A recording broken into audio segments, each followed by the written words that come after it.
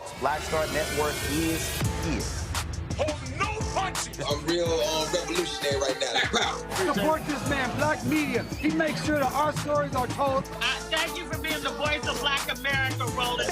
I love y'all. All momentum we have now, we have to keep this going. The video looks phenomenal. See, this difference between Black Star Network and Black-owned media and something like CNN. You can't be Black-owned media and be scared. It's time to be smart. Bring your eyeballs home.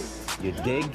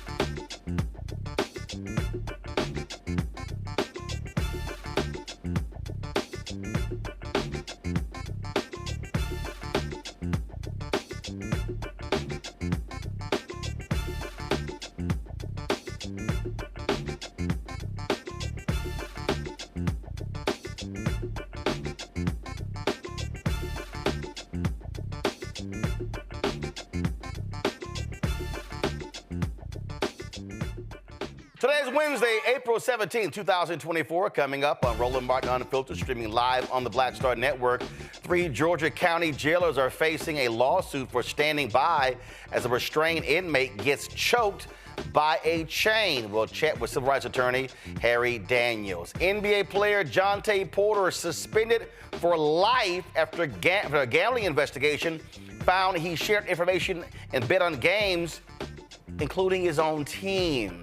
A Black Ohio Uber driver gets sent to a home to pick up a package and ends up dead, shot and killed by the 81-year-old white man who says he was being scammed. It's been a year since Sudan's civil war started.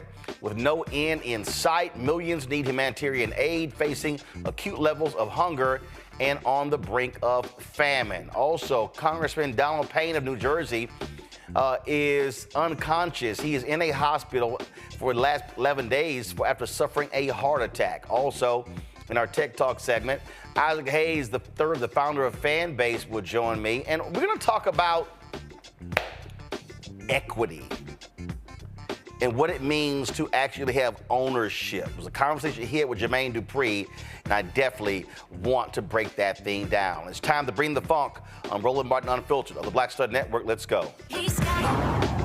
Whatever the miss, he's on it. Whatever it is, he's got the scoop, the fact, the find. And when it breaks, he's right on time, and it's rolling. Best believe he's knowing. Putting it down from sports to news to politics. With entertainment just for kicks, he's rolling. It's on go, roll, y'all. It's Roland Martin, yeah. Rolling with Roland now.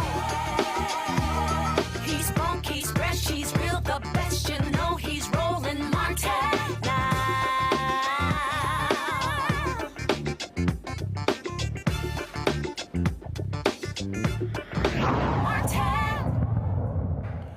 3 Georgia County jail guards are being sued for allegedly standing by while one of their colleagues appeared to choke a restrained inmate. The lawsuit claims officers, these 3 officers, first of all, did nothing to stop 60-year-old, first of all, to stop the officer from choking 37-year-old Tremar Harris, who was restrained in a chair. Joining me now is civil rights attorney Harry Daniels. Harry, we're showing the video as we speak, what actually took place. So your client is sitting in this chair, and first of all, why was he restrained? Well, he was restrained. They felt like he was acting out, and they wanted to restrain from purpose he was called. So it's caused inside the jail. So essentially, they put him in a restraint chair, and I think he's supposed to be in a restraint chair. Okay, so he was restrained in the chair. Can you hear me, Roland? Yeah, I can hear you, Harry. And then all of a sudden, they come in and they start choking him with a chain? Yeah, they come in. At some point, he was able to free his right arm. Then you can see the camera. In situations, you have somebody watching. Actually, hold tight 1 second, Harry. Hold tight 1 second. Harry, hold tight 1 second. I know you're on a plane. Guys, do this here. His video is not working. So here's the piece. Get him on audio, and then we simply have him via audio. Let's do that. So this video is not working. Let's do him on FaceTime audio, and then we can chat with him. So again, I want us to roll the video from the top. Roll the video from the top. And so here you see this young man, Tremar Harris. So you see him there in the chair. There are 4 officers who are there. And then all of a sudden you see one of them putting a chain around his neck, and then he pulls on the chain.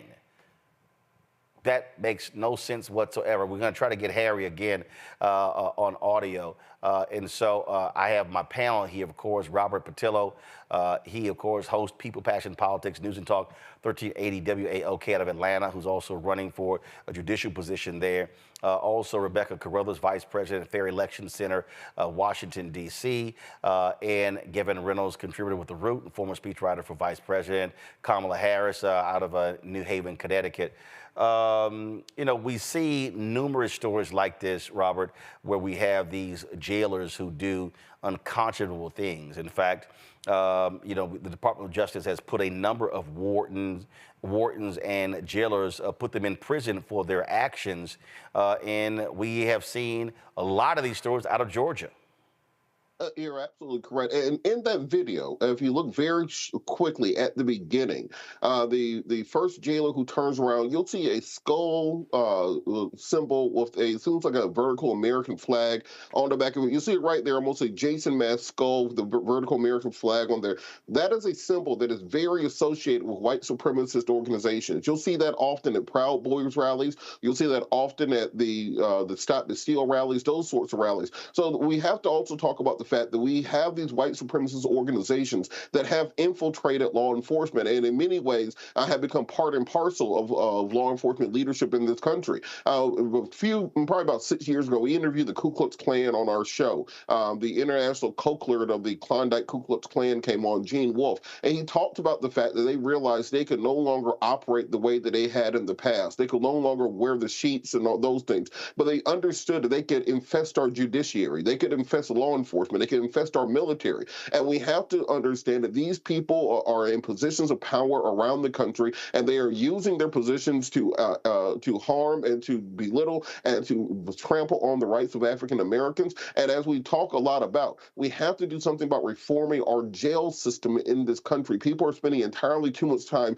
behind bars before they are even convicted of crimes. People are spending entirely too much time waiting on trial, waiting on bond. And because of this, it gives these jailers the opportunity to violate the fundamental human rights that these people are involved in. I'm glad my friend Harry is on this case, and I'm glad we now have video cameras in many of these courthouses and jails and court and detention facilities around the country, because this has been happening for decades. It's only now that we have cameras that people actually believe the inmates when these things take place, and it's important that we provide justice for these individuals.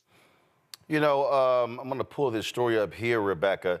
A story was announced just the other day that a federal prison in California is being closed, like literally shut down, because of sexual assaults of female inmates.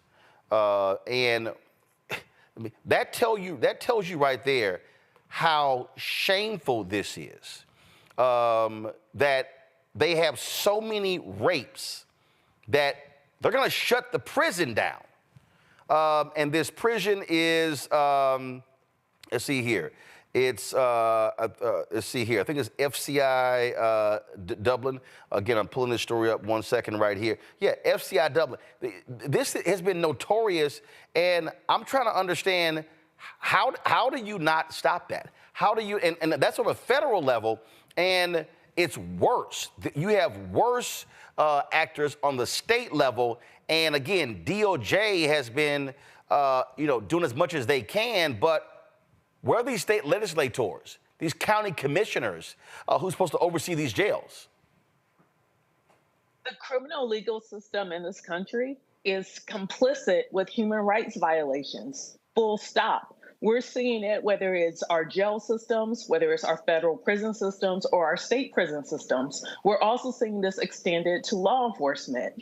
Oftentimes we hear a pushback that, oh, it's just a few bad apples. It is very apparent that these are systemic issues that must be addressed. And if the United States is unwilling to address these issues from coast to coast, then maybe we need to bring in international tribunals to help correct these human rights violations that are happening in this country. And also, it is disproportionately impacting people of color, specifically Black people in this country. And right now, we still have people who tell us that these are just one-offs, that these things aren't happening across the board. But every night on this show, we run stories about something that's happening with the criminal legal system and its detrimental impact on Black folks in this country. Gavin, this took place in Appleton County in Georgia. Go to my iPad, but this is what I'm talking about. This is from the Associated Press. The beleaguered Federal Bureau of Prisons said Monday it will close a women's prison in California known as the Rape Club, despite attempts to reform the troubled facility after an Associated Press investigation exposed rampant staff on inmate sexual abuse. Bureau of Prisons Director Colette Peters said in a statement to the AAP that the agency had, quote, taken unprecedented steps and provided a tremendous amount of resources to address culture, recruitment, and retention, aging infrastructure, and most critical, employee misconduct. Despite these steps and resources, we have determined that FCI Dublin is not meeting expected standards and that the best course of action is to close the facility. This decision is being made after ongoing evaluation of the effectiveness of those unprecedented steps and additional resources. Here's nowhere in the statement, we're going to ensure that any person who works at that prison does not get hired anywhere else. I mean, you can sit here and talk about all this sort of stuff. These are individuals who flat out believe, oh, we can sexually abuse women without any repercussion whatsoever. And I'm gonna tell you the best way, if you truly want to slow down or stop these things, and we said the same thing about cops, start putting their asses in prison. Start indicting and convicting them for sexual assault and rape and give them prison time. And then you say, anybody else here? Anybody else here want to sexually assault a woman? We gonna indict your ass and we gonna convict your ass. To me, that's what you do.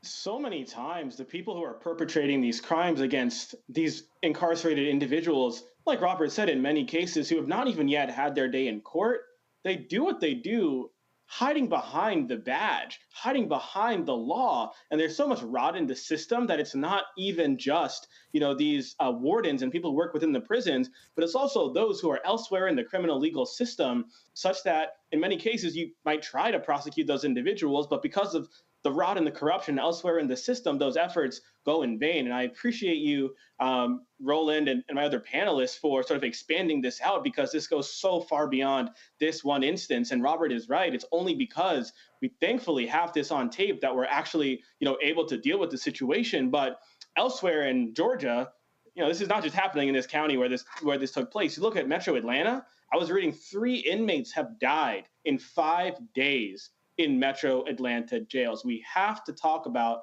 what's going on in our jails. And until we do, people in our jails and our prisons will continue to be assaulted, continue to be, just treated in absolutely reprehensible ways, and in some cases even losing their lives, when what they should be doing is getting their day in court, getting their fair shot at justice, which is too often denied. And so, I think oftentimes we tend to focus on private prisons and sort of other very clear and obvious villains in our criminal legal system, but we have to recognize that the rot. And I commend the Biden administration, who has announced that they're no longer going to renew any contracts with private prisons at the federal level. But that's such a small piece of the overall system. This rot is so pervasive, and so I hope in this case the judge who presides over this trial against those officers vindicates the individual who was victimized in this situation, and that, Roland, like you said, we take steps to make sure that the law enforcement officials who have sworn oaths to protect the people in these situations live up to their oath, and if they don't, we put them on the other side of the bars. Let's just be clear here, Rebecca. The problem that we have when it comes to jails and prisons, the public says, we don't care, they're animals. That's the problem. They start with the mindset that these people are incorrigible and they are animals, and so therefore they can be treated any way they want to. When we dehumanize people behind bars, this is what leads to this particular issue, because you have because it's now expected that those who are incarcerated are behaving like animals. But guess what? Those who are there to serve as guards within prisons, they are just as incarcerated as well. Like it's a mindset. They begin to act like animals, and that's what people have to understand. When you listen to a lot of advocates for criminal legal system reform, they will let you know that institutionalization happens to both sides. It happens to the inmates, and it happens to those who are guarding the inmates. And if we don't change the way we view people behind bars, then this issue is going to continue to happen. Because bottom line, we have to figure out, are we trying to punish people or are we trying to reform people? If we're trying to reform people, that means we have to keep them engaged. As an active citizenry. If we try to treat them as animals, and that means we're throwing them away. And in this country, we're saying that, hey, we're not going to give you disproportionate, you're not going to be punished disproportionately to your crimes. So if someone is in prison for stealing cars, should they then be denied their humanity? And so that's the question that as Americans, we have to figure out, what is it that we want exactly in our criminal legal system? Because I would tell you, every other country in the world, they don't have these same problems that the United States has. They also aren't incarcerating people at the rates that the United States is. They also don't have the amount of crime happening in other countries as well. So there's something the United States is doing that is failing and is causing these human rights violations. Robert?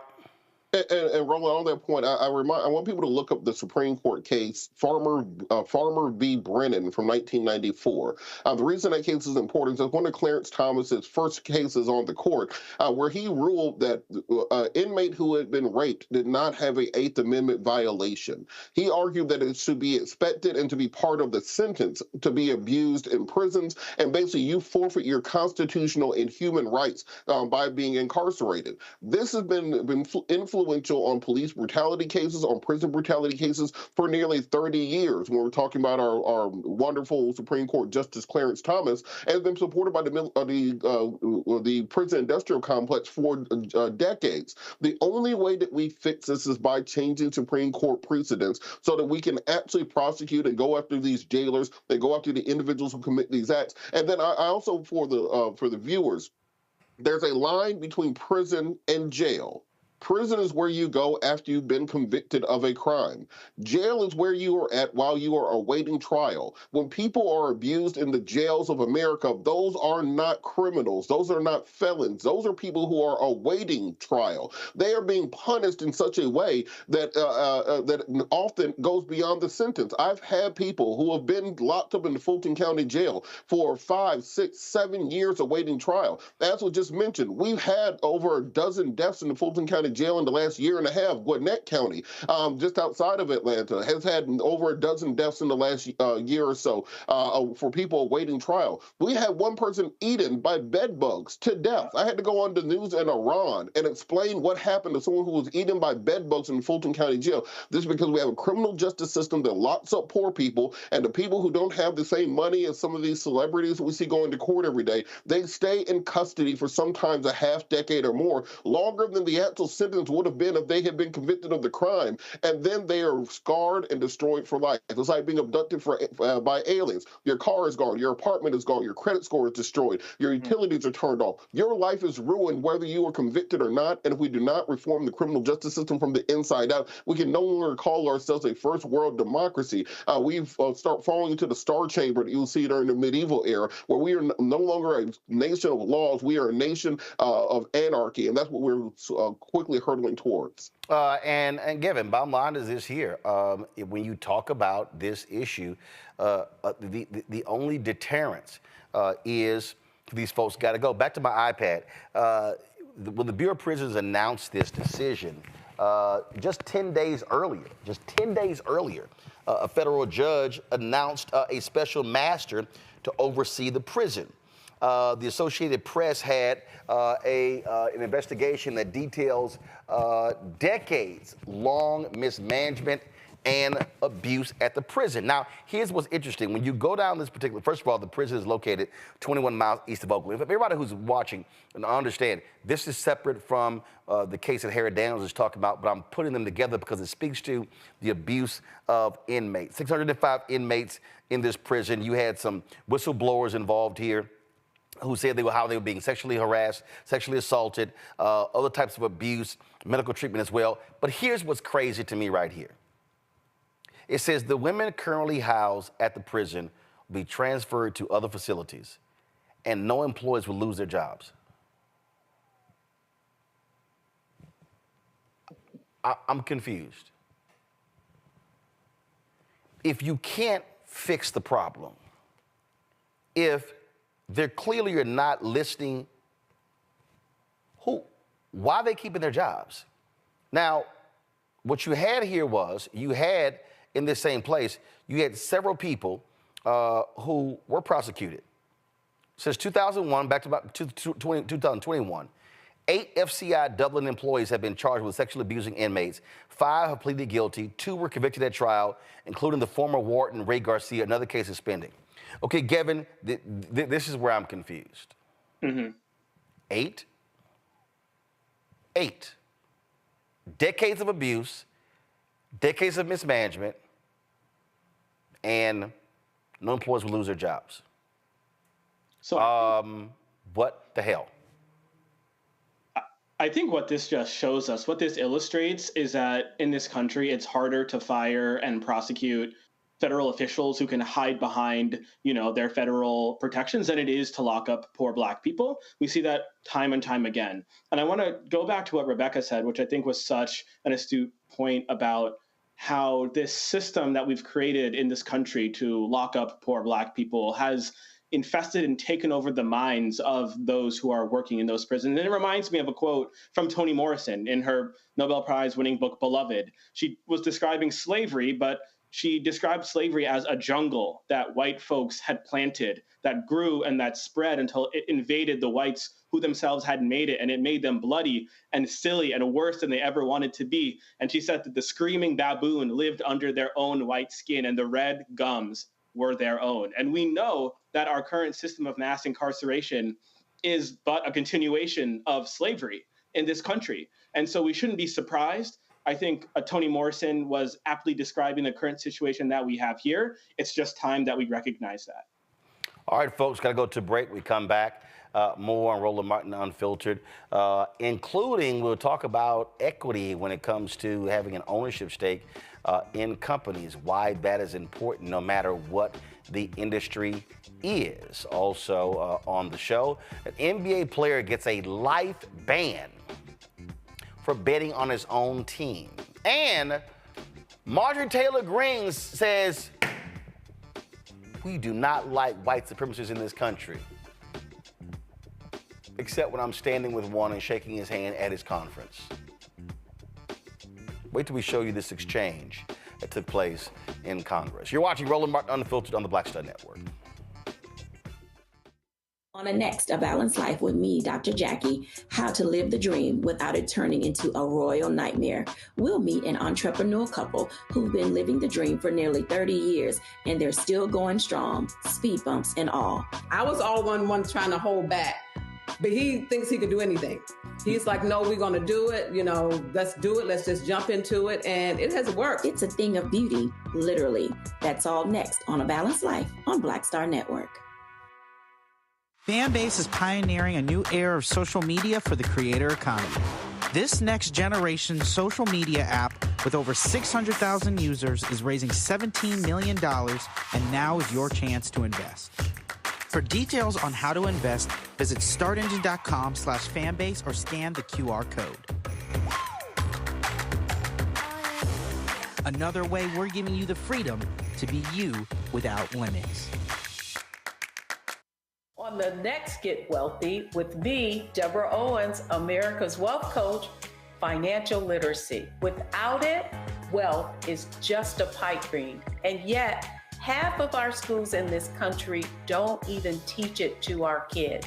You're going to hear from a woman who's determined to change all that, not only here, but around the world. World of Money is the leading provider of immersive financial education for children ages 7 to 18. We provide 120 online and classroom hours of financial education. That's right here on Get Wealthy on Black Star Network. Hey, what's up? It's Sammy Roman. Hey, it's John Murray, the executive producer of the new Sherry Shepherd Talk Show. It's me, Sherry Shepherd, and you know what you're watching, Roland Martin Unfiltered. Talk about being an idiot. Toronto Raptors player Jontay Porter has been banned for life from the NBA for gambling. An NBA investigation found the 24-year-old disclosed confidential information to sports bettors wagering on games, and he even bet on the Raptors to lose.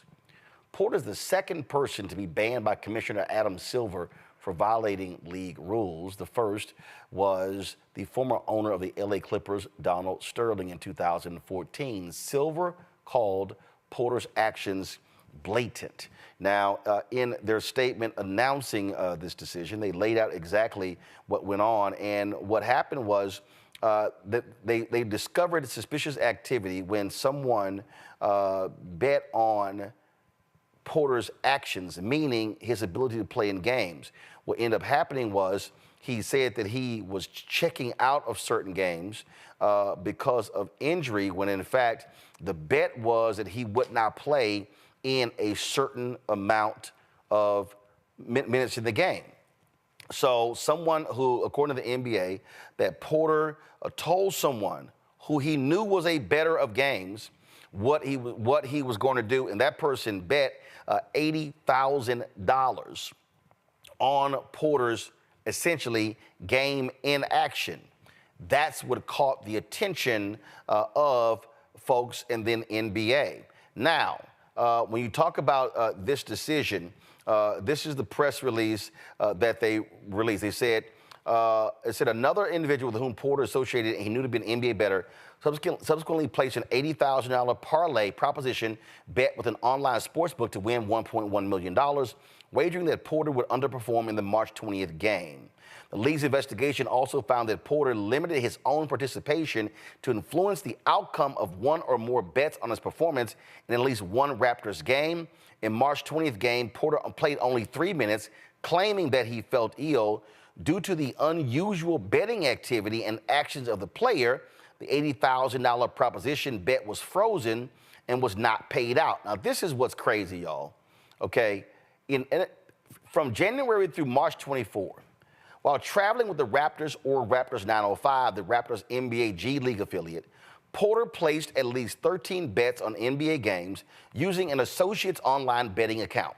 These bets range in size from $15 to $22,000 for a total of $54,094. The total payouts from those bets was $76,059, resulting in net winnings of $21,965. None of the bets involved any game in which Porter played. 3 of the bets were multi-game parlay bets that included one Raptors game in which Porter bet at the Raptors would lose. All 3 bets lost. Now, what's crazy here is that, and the statement doesn't say it, and I'm going to actually send an email in a second to NBA Commissioner Adam Silver, because here's what I find, because the statement doesn't address this here. When Donald Sterling was banned, Donald Sterling could not even enter an NBA arena. He could not attend anything related to the NBA. This statement doesn't actually say that's the case. Now, Jontay Porter's brother, Michael Porter Jr., is a star for the Denver Nuggets. So, if the NBA moves forward with what they did against Donald Sterling, the reality is this here. If Jontay Porter's brother, Michael Porter, let's say, leads his team back to the NBA Finals and has a suite for the family, he can't even be in the building. He can't even be there as a part of a parade celebration. But here's what's crazy to me. You make it to the top of the top, the NBA, and you throw that away for $21,000. Now, he's going from the G League to the NBA back and forth. But dude, you're there. You're there. Now, we knew this was going to happen because you've always had various gambling scandals in sports. College basketball, you had an NBA ref, okay, who was involved in a gambling scandal. You also now have all of these leagues now that are accepting money from gamblers, being from all these different companies. ESPN, you read an ESPN story today, you can't even read the story without seeing ESPN Bet. When I first thought, I thought ESPN had a sports show on BET, but it's actually ESPN Bet. And so you've had some NFL players have also been suspended for betting on NFL games and being involved. Gavin, his was interesting. I was talking to, and I cannot remember, I can't remember who I was talking to. It was a former NFL player who was telling me he could not get his kids interested in playing sports. And I wish I could remember who it was. And his wife said, why don't you take them out? But you know what he told me? He said, oh, now all of a sudden, his son is focused and intent on watching NFL every week because of betting. Because of betting. I talked to a father of a young athlete, high school, and all of his teammates, now they're betting left and right. Jontay Porter is not going to be the last. And I can guarantee, look, we saw this at, I think it was Iowa State. We see this already in the NCAA. Because sports gambling has now been expanded because of a Supreme Court decision, I'm telling folks right now, go ahead and mark it down. You're going to see more gambling scandals of players on the pro level, the collegiate level, and they're going to, if they take any bets on the high school level, it's going to happen there as well because of the proliferation of gambling. Gavin, you're on mute. It says my mic is on. There you go. Now you're on.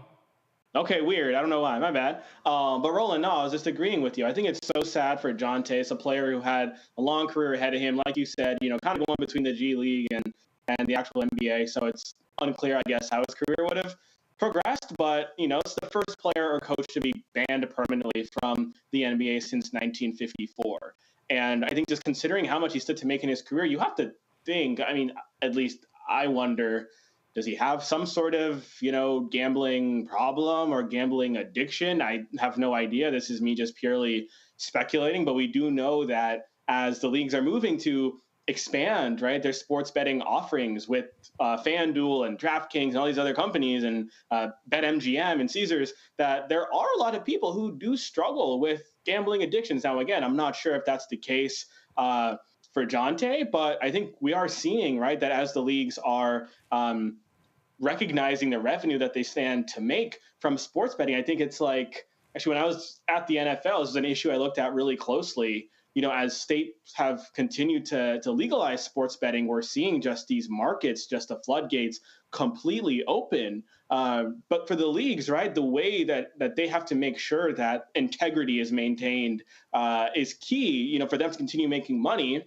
And so we are seeing the leagues crack down, whether it's players, whether it's league staff, whether it's coaches, general managers, you name it. I hope that this is a wake-up call for, other players who might be tempted to do this.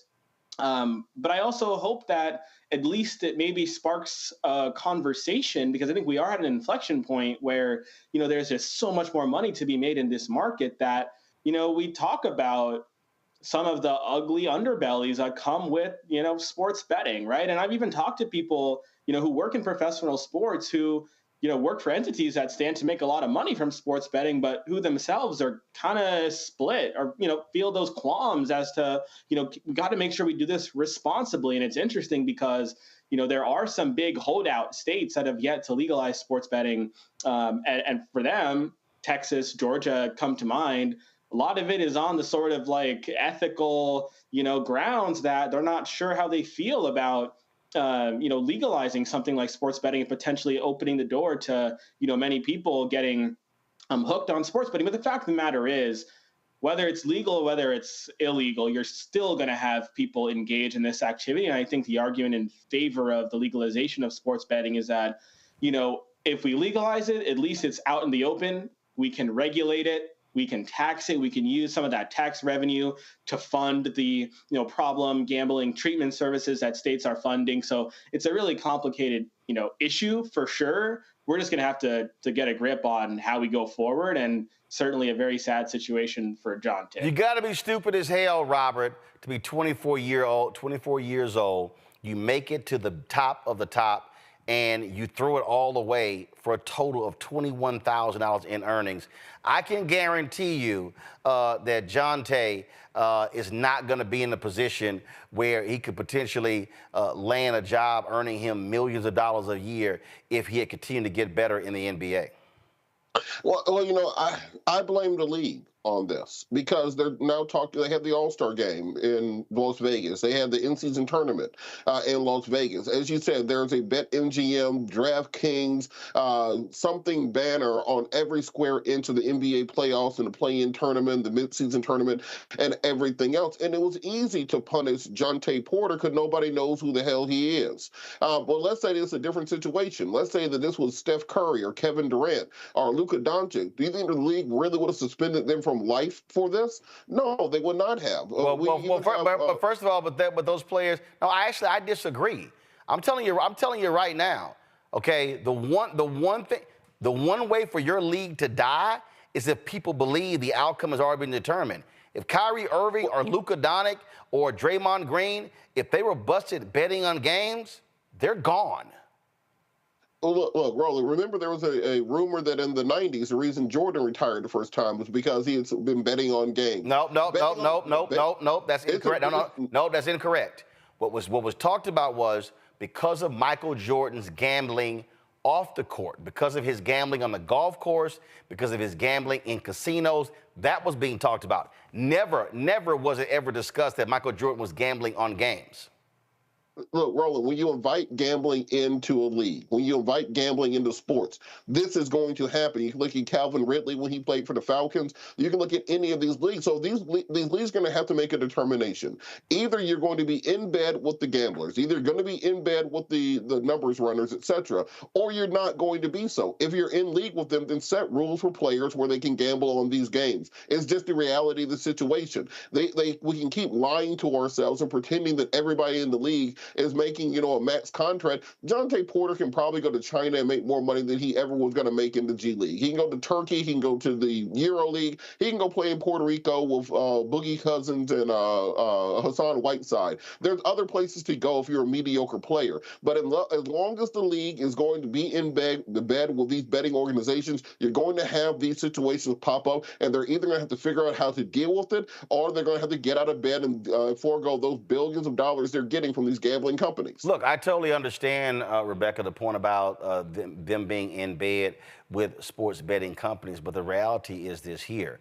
I can't blame the league for a player choosing to check out of a game early and told somebody about the bet and then to make them $1.1 million. That's on the player. And here's the piece.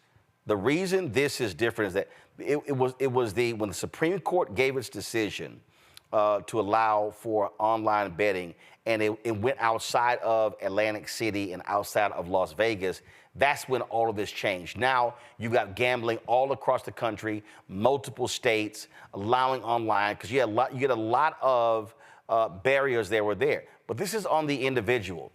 Every player is told, do not bet on games.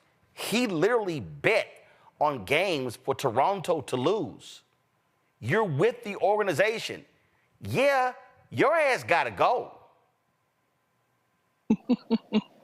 So first of all, the NBA is full of crap. The NBA is so hypocritical. If we're talking about the purity of basketball and people are tuning in because of the purity and they don't want to know that the fix is in. I mean, we already know the Porter family doesn't have to worry about the Nuggets making it to the finals. You know why? Because the league really wants the Lakers. No, Rebecca, that can't hold up because the Nuggets won the title last year. Right, you're right. But statistically, how often in this era do we have back-to-back champions? But it doesn't matter. It doesn't matter. The point is, the Nuggets won the championship last year, and they can win it again this year. But the bottom line is this here: if the Sterling rules are applied, and I'm going to send the email, I'm going to send the NBA an email, he literally can't be near any NBA type of event.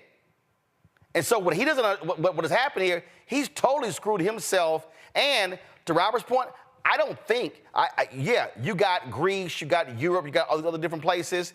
I'm not sure if I'm any of those people. I want somebody on my team who has acknowledged betting for his own team to lose. I wouldn't be surprised if they all say, sorry, dude, you can't come play here. He screwed himself. He's going to go find him a regular-ass job. And it's so bad, he can't even get a job carrying his brother's bags because I doubt he'll be allowed into an arena. I hear you, but I'm also not going to get on here and always not to be pro-NBA, because the bottom line is the NBA is making multi-millions of dollars with all of their multi-year contracts with 365Bet, with BetMGM, with DraftKings, and the other authorized, specifically the NBA authorized sport bettor operators.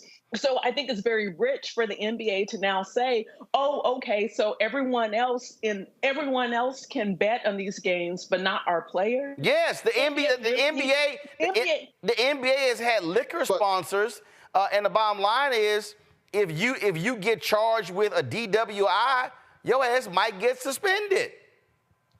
Look, Bob, look, I don't think that that's analogous. Actually, it is. The reason why it's not analogous, because now we're talking about public safety and public health. No, wait a minute. We're talking. You're betting on a game. Your actions literally are determining whether the product that's on the court, whether you want a fan wants to be able to watch a game and go, I'm watching players play, let the best team win. Not a guy checked out of the game to help a bettor win $1.1 million. His ass got to go. And look, I get the NBA accepting sponsor money from betting companies, but a player, you cannot bet on the league. Everybody is told that. That's on him. Some level of personal responsibility has to be accepted. He screwed up. I'm not arguing that what Jontay did was smart. So let's be clear about that. What my argument is that I still find the NBA to be hypocritical because when you now allow for legalized sports betting to enter into your league and you go into these formal partnerships, you are also increasing the likelihood of your active players betting on the game. And so I don't think that the NBA has done enough to crack down on this and prevent this from happening. But I will also say that the NBA is hypocritical in general. There's other issues in which the NBA is hypocritical, such as fining players if they test positive for marijuana in their system. When we know that THC is not a performance enhancing. But hold up. The leagues have actually changed their policy on marijuana. That's changed. So that's not the same conversation that you had 5 years ago. So they've changed the policy when it comes to marijuana. You're right. I still think I know I'm right. I know I'm right. I know that. And I'm acknowledging that you're right. But what I will not do, I'm not about to get in here and act like the NBA is this perfect league. No, Rebecca, no, that's gaslighting. Nobody said the NBA is a perfect league. What we're talking about is a player who bet on not only games, who gave a bettor inside information about his health, who purposely checked out of games so he would not hit certain statistical numbers that the betting placed on. That's a whole different level of betting. That is literally determining the outcome. Okay, we can talk about the White Sox scandal of the 1919 Chicago White Sox, which they call the Black Sox because of that scandal. We can talk about Pete Rose. Look, we can talk about Pete Rose, and guess what? His ass still not in the Hall of Fame. Roland. Yeah. Bro, let's be for real. Jontay Porter ain't deciding no games. No. There ain't no game being decided about what Jontay Porter does and doesn't do. No. It doesn't matter. If you purposely say, hey, I'm ill, I can't play, and you basically told somebody, yo, drop a $80,000 bet that I'm not gonna score 8 points and I'm not gonna play 15 minutes in the game or 10 minutes in the game, and you purposely check out of the game, yeah, your ass gotta go. But Roland, would that bet have been possible? Look, what? Roland, let's say the Hold on, Rebecca, say what? Would that bet have been possible if the NBA didn't authorize these platforms as official? Yes, that bet bet had nothing to do with the platforms. That's you placing. First of all, you can bet on anything these days. You in the Super Bowl, you can bet on who's going to get the first down. Is the kickoff? Are they going to return it? Or are they going to kneel it? You can bet on anything these days, and so that has nothing to do with sponsors. That has to do with somebody placing a bet on the actions in a game. And here's a player saying, "I am going to do something myself to create this in order for you to win." Let's just be real clear. Don't nobody place this is how dumb Jontay Porter is. Okay? This is how dumb he is. You tell your boy, go ahead and place an $80,000 bet that I'm not going to play 10 minutes. And your ass go in the game and check out after 3, I'm ill. And a betting company, and let's be real clear, the betting companies got better investigators than the FBI because they actually hire former FBI agents. And they going, wait a minute, to Robert's point, who the hell betting on lame-ass Jontay Porter? Then they didn't bet $8. They bet $80,000. That's what we call a highly unusual and suspect bet. That this player who's not a major player, a bench player bouncing between the G League and the NBA, is not going to play a certain number of minutes. That's what a company said, yeah, we're not going to pay this out. We're going to check this thing out. That's how his dumb ass got busted. Gavin, he should have got kicked out for being that stupid. Yeah, what I was going to say, like in response to Rebecca's point, I actually would argue that now that sports betting is legal, it actually makes it a lot easier to detect these sorts of things. And so players should actually be like cognizant of the fact that if they are making these bets, that they're probably going to be found out. And so, yeah, so any sort of like problem gambling or addiction that Jontay might have aside, yeah, he's there are many words I could use to describe his actions and to describe him, but I can say for me, when I worked for the NFL, there was one policy that the league made abundantly clear for us as just mere employees who were making however much money we were making, and that's don't you dare bet on any sporting event. So you're telling me that you're a player, you're about to go bet not only on some random game, but your own game and your own performance? Now that sports betting is legalized and these companies, like you said, Roland, have people who work for them who are scanning and looking for, these different bets that are happening. Nah. But Roland, one point that I do want to make is that part of my issue also with this is that gambling addiction is a medical condition. And the league has to treat it as such. It's not just he's making a bad decision. Your brain is rewired when you have a gambling addiction issue. You need medical treatment. And instead of suspending him for life, I'd rather the league had made an example of him by making him go to treatment, making him become reformed, and using him as an ambassador to other players and to the public writ large. Because while you're pumping these millions of dollars into advertising campaigns with Kevin Hart and The Rock and all these other entertainers and athletes to get people gambling more, you need to be doing something on the other side, not just a little token they put in, the little disclaimer at the end of the commercial saying, if you have an addiction problem, call this 1-800 number. Really investing in and using Jontay Porter as a mechanism to teach people about gambling addiction. Let's say that Jontay's brother, he has happened to see him fall down a flight of stairs right before the game against the Lakers on this weekend, and then he decides to gamble on that. How the hell would the NBA police that? You're diving down a rabbit hole that really doesn't have an end. Actually, trying to make these things go, try to get some treatment. Actually, you're not diving down a rabbit hole. The bottom line is, listen, anybody who understands the NBA, okay, when we talk about investigations, we talk about knowing who's doing what. I can tell you right now, I know for a fact that NBA and NFL security, they are better than the Secret Service. Oh, Roland, I mean, the head of player investigations is the former head of the ATF. And the point here, see, this ain't no, just, dude walking around chomping on a hot dog, barely hanging over his belt. No, they know when a player comes to a team like this here, we already know what your ass been doing. They know, their investigators are on point. Here's what the example is going to be. The example is going to be to any other NBA player. F around, you're going to find out. And what you're about to do, you mentioned Calvin Ridley. Ask his ass how it felt to sit at home for a year not getting that NFL check.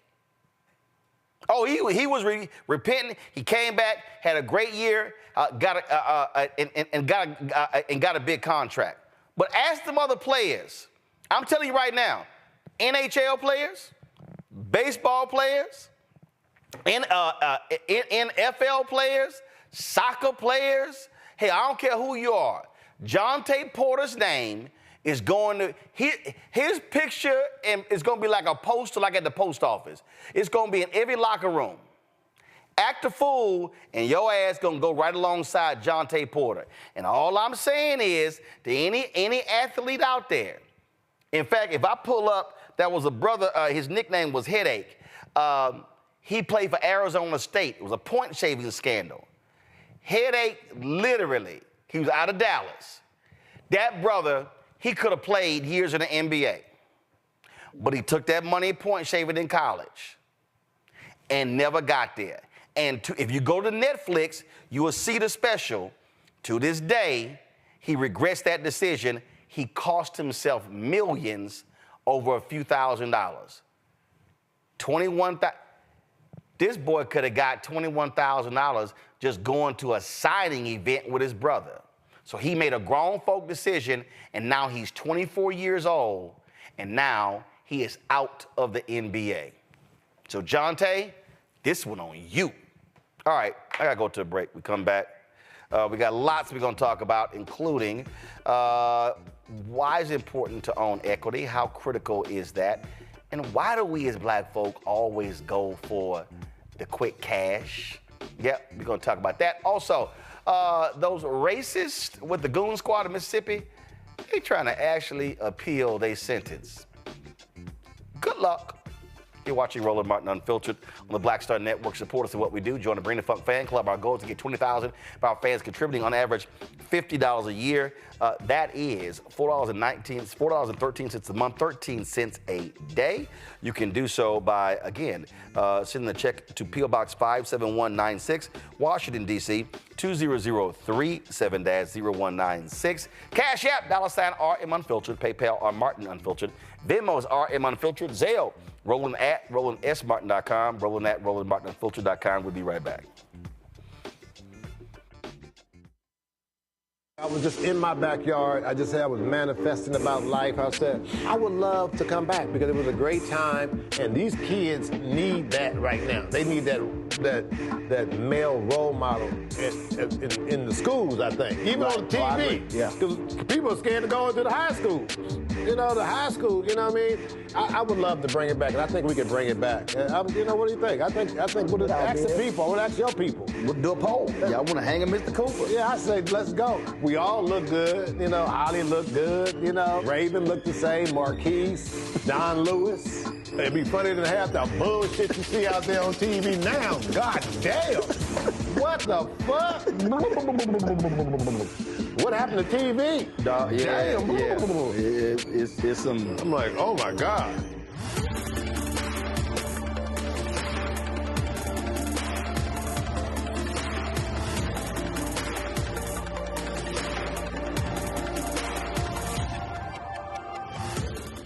Fanbase is pioneering a new era of social media for the creator economy. This next generation social media app with over 600,000 users is raising $17 million, and now is your chance to invest. For details on how to invest, visit startengine.com/fanbase or scan the QR code. Another way we're giving you the freedom to be you without limits.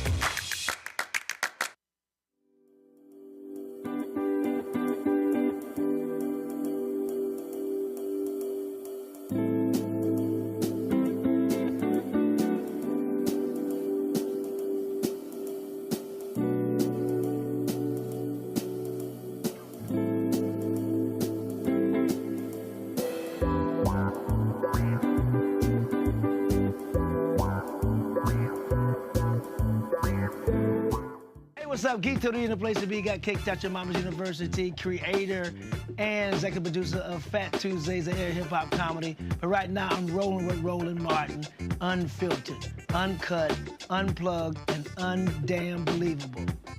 You hear me?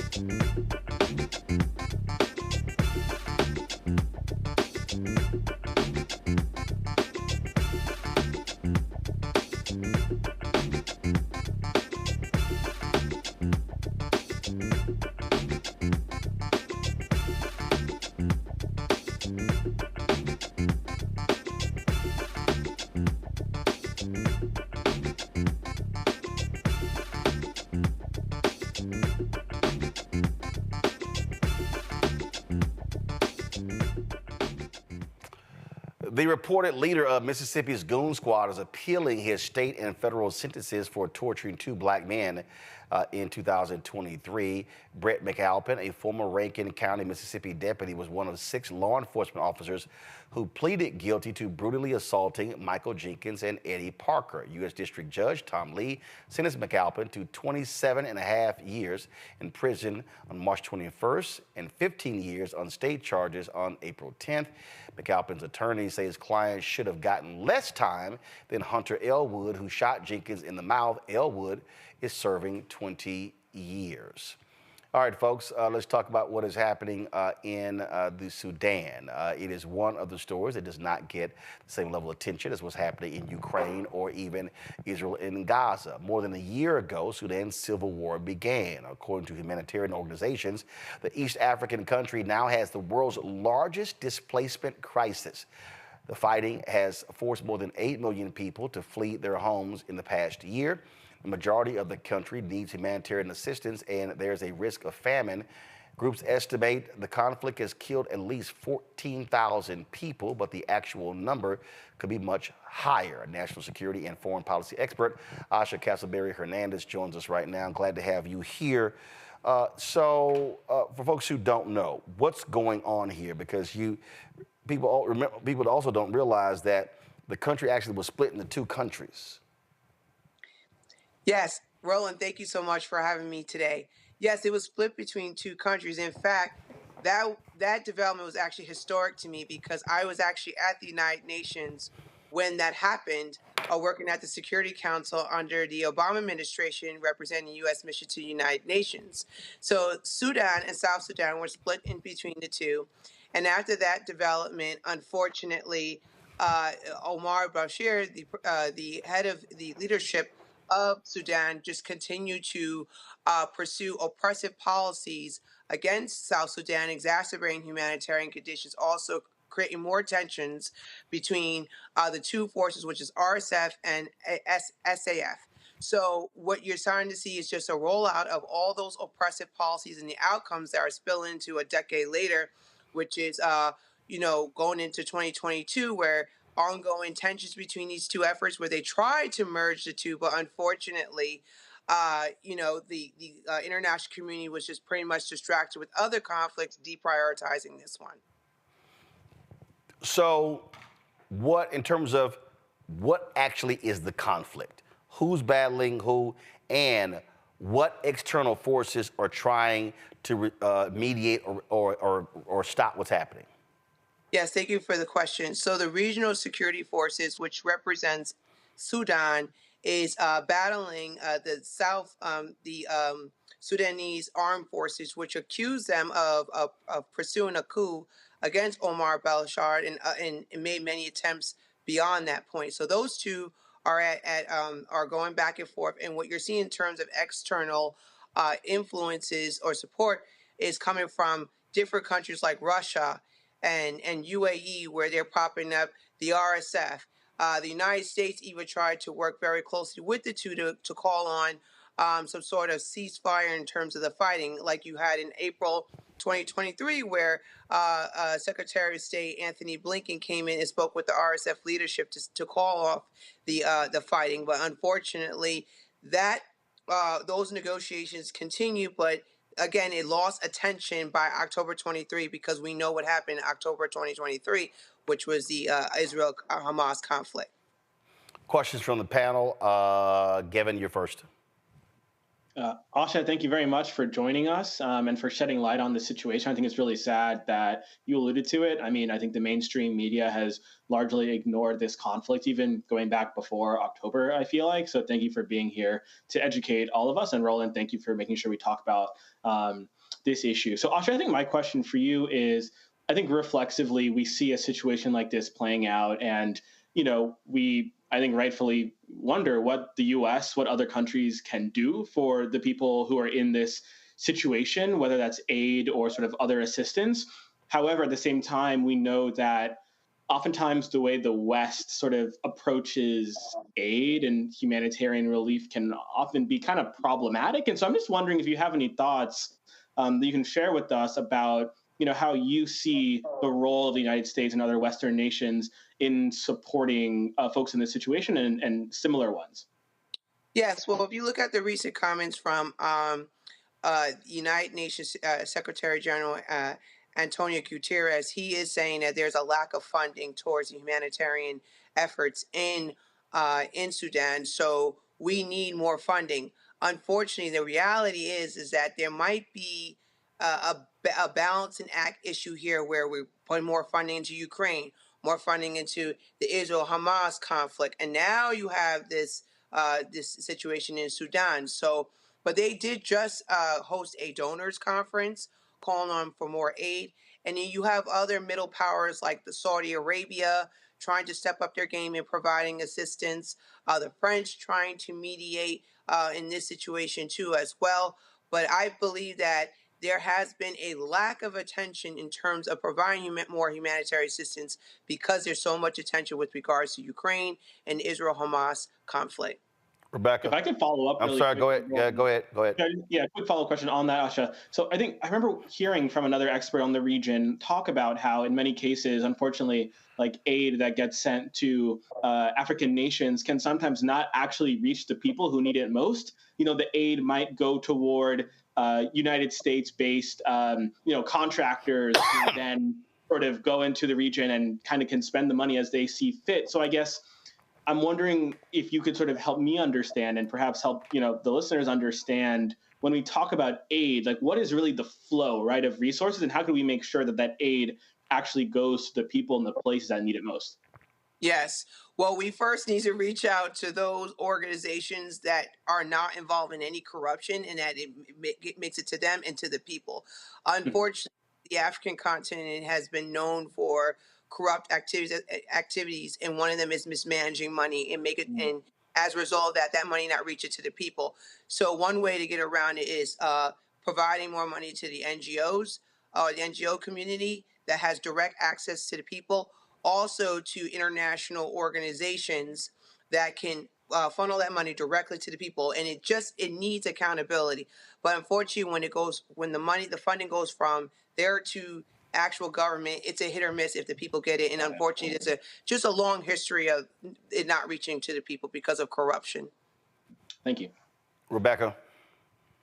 Aside from giving humanitarian aid, what role can the U.S. play in stopping the ethnic cleansing? Yes, I think the United States needs to go back to what they were doing in April 2023, where they actually deployed their top leadership to work very closely with the RSF as well as the ASF to reach some sort of mediation. If the United States cannot or no longer play that part, they have to find a influencer in the regional community, in the international community, to play a part. Like, for instance, the Saudi Arabia could be a possibility. Also, if it's the French, that could be another possibility. But if the United States cannot do it, we need another regional influencer or strong international actor to help reach some sort of mediation as soon as possible. Robert? I've heard from many international observers this conceptualization of Africa fatigue. That if you talk about the genocide currently going on in the eastern part of the Congo, the subjugation of gay rights in Uganda, Somalia attempting to split into two nations, Ethiopia threatening to annex Eritrea, and still the remnants of the Tigray rebellion, Egypt threatening to bomb the Millennial Dam over river water rights on the Nile River, the situation in Sudan perhaps splitting again into two nations, Libya on the verge of splitting the two nations, while also dealing with the damage of the dam breach which killed 20,000 people. The Sahel region, where you have the kicking out of the CFA Franc and the forming of the CFA Confederation, and narrowly averting a war between the Sahel nations and ECOWAS. How can you talk to Western observers and Western people, particularly in the U.S., about why they should not get tired and quote unquote fatigued with dealing with issues on the African continent? Oh, that's a really great question. First and foremost, I would say that, and thank you for the breakdown. A way to kind of acknowledge this as much as possible as are approaching the ongoing conflicts from Western Africa all the way to the East Horn of Africa is that we have to prioritize this as much as possible. It needs enough media coverage. I think the House Committee on Foreign Affairs does a really good job in bringing more attention to it at times. And as far as being overwhelmed with it, I think that in order to like overcome that perception, we have to have some sort of pride in the future of Africa and how that directly impacts us at home. And if we don't have that pride, we're going to lose out on really keeping the finger on the pulse and just easily be overwhelmed with the issues involving the African continent. Like, for instance, if you see what's going on in Haiti, there's a lot of intention right now where we are saying not only should we provide continuous funding to Ukraine as well as Israel, Hamas issue, we should also make sure we fund Haiti. And we have to treat the African continent with regards to their issues the same way, where you see on national media that it's important to provide more funding to humanitarian assistance. A perfect example of that is during the Bush administration, where President Bush gave money to Darfur conflict. And they said, why did you do that, President Bush? He said, because I kept seeing it on TV, the depictions, and I was just horrified about that, and that impacted me. So we need more coverage when it comes to the covering the conflicts in Africa. And just a brief follow-up real quickly. What impact do you think the Chinese investment in Africa should have? We've seen in the last decade through the Chinese Belt and Road Initiative, the New Silk Road, building ports around Africa, building parliament buildings, airports, etc., creating this system where they will have access to the rare earth elements and the resources of the future through these debt traps that are happening internationally. For American audiences, can you explain the importance of this geopolitical battle between the United States for hegemonic control over the African continent, particularly with them having the youngest population on Earth? The second half of this century will be the African century, the average population being 19 years old on the continent. I love the question. In fact, I forgot to mention that as the role of the PRC or the Chinese in the continent. The PRC has been able to use their Belt and Road Initiative as a way to leverage political affairs over these different countries in Africa. And in fact, as a first order, second order effect, United States has been their influence towards these different conflicts has been undermined because of the fact that Chinese has been effectively been able to place their strategic political interests over the African countries because of the investments coming from the BRI. Now, what we're seeing, not only you said, okay, you have these high interest rate diplomacy debt traps, we're also seeing the quality of the BRI has significantly deteriorated in many ways to where some of the African countries are getting sick and tired of BRI projects. A good case analysis of that is right now in Kenya, where they first started their BRI. You're seeing the issues involving environmental effects, where it's hurting the local environment. So that is very significant to know, because again, the PRC has been able to leverage the BRI over these countries with more influence when it comes to the political decision making when these conflicts break out. And you will see where some of the leadership in these African countries will even go to the PRC before the United States for advice on how do I move forward with this conflict or this issue I'm having in my own country. All right, then. Well, hopefully we will see some positive development there. Asha, we appreciate it. Thanks a lot. Thank you. All right, folks, we'll be back more right here on Roland Martin Unfiltered, including President Biden releases $60 million in aid to Haiti. It's about time. You're watching Roland Martin Unfiltered on the Black Star Network. Next on the Black Table with me, Greg Carr. The enormous impact of race, education, and affirmative action in America, and how, believe it or not, white America is starting to feel a little bit of the pain. Dr. Natasha Waraku joins us with a case study of one suburban community and how it reacted when the minority students started to excel. Most people didn't say this explicitly, but was that, the academics standards are getting higher in part because of the Asian kids, and that is making our kids really stressed out. So we need to reduce the amount of homework teachers are allowed to assign. She shares a perspective that you don't want to miss. That's on the next Black Table, only on the Black Star Network. On the next A Balanced Life with me, Dr. Jackie, how to live the dream without it turning into a royal nightmare. We'll meet an entrepreneurial couple who've been living the dream for nearly 30 years, and they're still going strong, speed bumps and all. I was all one trying to hold back, but he thinks he can do anything. He's like, no, we're going to do it. Let's do it. Let's just jump into it. And it has worked. It's a thing of beauty, literally. That's all next on A Balanced Life on Black Star Network. Hey, what's up, y'all? I'm Devon Frank. I'm Dr. Robin B., pharmacist and fitness coach, and you're watching Roland Martin Unfiltered. The Biden administration is providing $60 million in assistance to Haiti. The bulk of the funds are slated to go towards equipment and training for a multinational police force headed by Kenya to help the Haitian police battle gangs.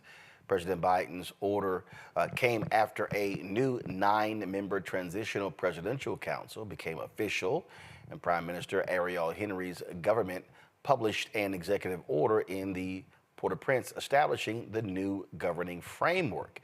Gangs have been in control of the Caribbean countries since the 2021 assassination of Haitian President Jovenel Moïse. All right, folks, let's go to this next story. Y'all gonna love this one here. Now, we all know Congresswoman Marjorie Taylor Green is an absolutely nutcase. That child lied more than Donald Trump, but you're gonna love this one here, y'all. During an oversight committee hearing today, she actually tried to say that she does not support white nationalists. Take a little time to respond to some misinformation that has been spread here. Mr. Snyder, you said in your opening statement that the fact that there are neo-Nazis in the Ukrainian military is disinformation, a disinformation trope, and a Russian denazification meme. Mr. Chairman, I'd like to submit for the record this 2021 Time magazine article titled "How a White Supremacist Militia Uses Facebook to Radicalize and Train New Members" about the Ukrainian neo-Nazi Azov Battalion. Without objections ordered. Thank you. Time also put together a piece only 3 years ago, and it's quite an extensive video that gives full information about the Nazis in Ukraine and their recruitment efforts that go all around the world. It's amazing to me that just in a few years' time, it's now considered misinformation to talk about the Nazis in Ukraine. I'd like to quote the article. It says that Ali Sufan, a security consultant and former FBI agent who has studied Azov Nazis, estimates that more than 17,000 foreign fighters have come to Ukraine over the past 6 years from 50 countries. According to Christopher Wray, the FBI director, he said that Azov has been recruiting and radicalizing and training American citizens for years. He also finished saying in his testimony to the U.S. Senate that American white supremacists are actually traveling overseas to train. This is an extremely concerning situation. I don't think anyone in the United States government, Americans, do not support actual Nazis or white supremacists. I know I certainly do not. Not. Well, Congressman Maxwell Frost, he's like, yeah, we ain't having none of that.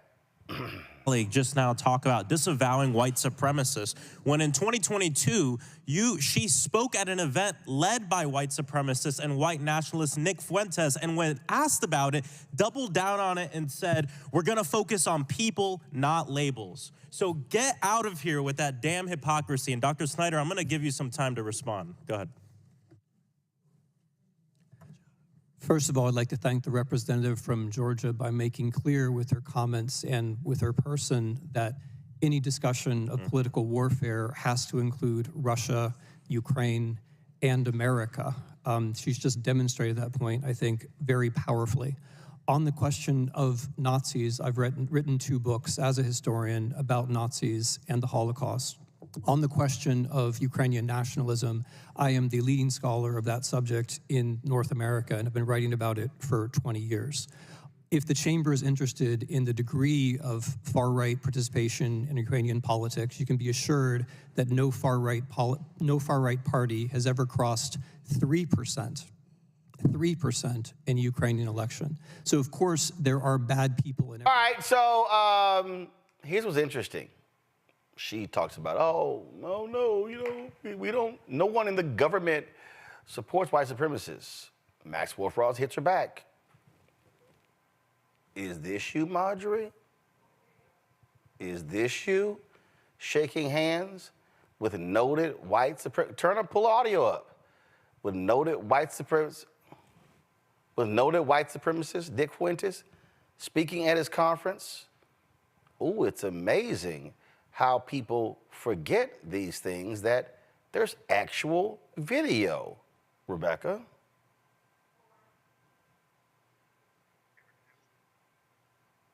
Rebecca? You know, here's the thing. Of course, she doesn't consider, she doesn't use the label Nazism or white supremacy, because then she will be talking about herself. I mean, for her, that language is everyday language. That's just a regular Sunday afternoon for her. But it's very disingenuous, especially with her being in Georgia. And when we still hear all of the accounts of Nazism that occurs in Georgia, when we still hear about, I think that young man last year who was found lynched, and no one seemed to understand how he could have been found lynched. You know, so it's so disingenuous, but you know, she's one of those people we simply do not take seriously, because she's made it very clear that her views are very white nationalist, and she is part of the white nationalist wing of the Republican Party. Robert? Oh, you guys just saved my wife a long conversation later. Can I get to talk about the history of white supremacy in Europe and why it's divergent from that we have here in the United States of America?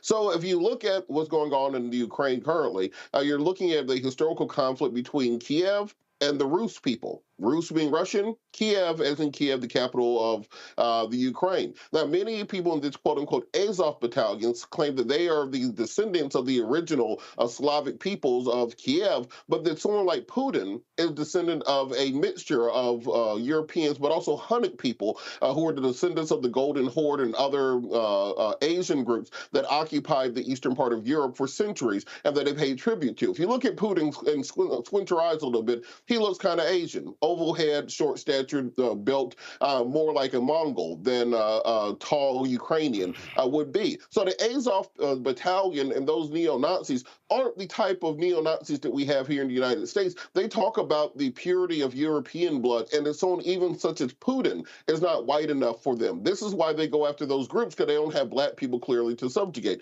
Marjorie Taylor Green, having literally no knowledge of European or world history, doesn't understand that when she talks about immigrants are poisoning the blood of America, she's saying the exact same thing that the Azov battalion is saying about the Hunnic blood of someone like Vladimir Putin. She doesn't understand when she talks about the need for Western civilization to stand against the barbarians invading us, as she talks about, as she said at the Republican National Convention. She's saying the exact same thing as the Azov Battalion is saying about keeping the last bits of European heritage pure to Europe and separated from the Mongol and mixed blood of Russians. So she, in every action, espouses and supports the conceptualizations around the same people that she's claiming to be against. And this is why our kids need to stay in school, and we need to invest more money in that and less money in bombs internationally, because you end up with almost fact-free, idiotic conversations such as this. And rally given is a number of Republicans in the House conference who love them some white supremacists. Definitely. It's very hard to follow Robert and that history lesson he just gave us. I'll start by talking first about Marjorie Taylor Green. As a Georgian, she is a utter disgrace and embarrassment to our state. And in my opinion, she should not be a member of Congress. I'm very proud of my state for helping to elect Raphael Warnock and John Ossoff and Joe Biden. But I'm very disappointed that we also sent someone like Marjorie Taylor Green to Congress. If Donald Trump is our nation's gaslighter in chief, Marjorie Taylor Green is the commander of the Georgia Battalion. She is completely unserious. Just today, we saw the articles of impeachment against Alejandro Mayorkas, the Secretary of Homeland Security, a process initiated by Marjorie Taylor Green, rejected immediately in the Senate. We know Donald Trump, her leader, tanked the border deal that President Biden was prepared to sign, and again, showing how unserious she and all her cronies are. Lest we forget her comments on space lasers, her comments directed toward Congressman Jamal Bowman. Who No, Jewish space lasers. Oh, true. Excuse me. Jewish space lasers. Absolutely, Roland.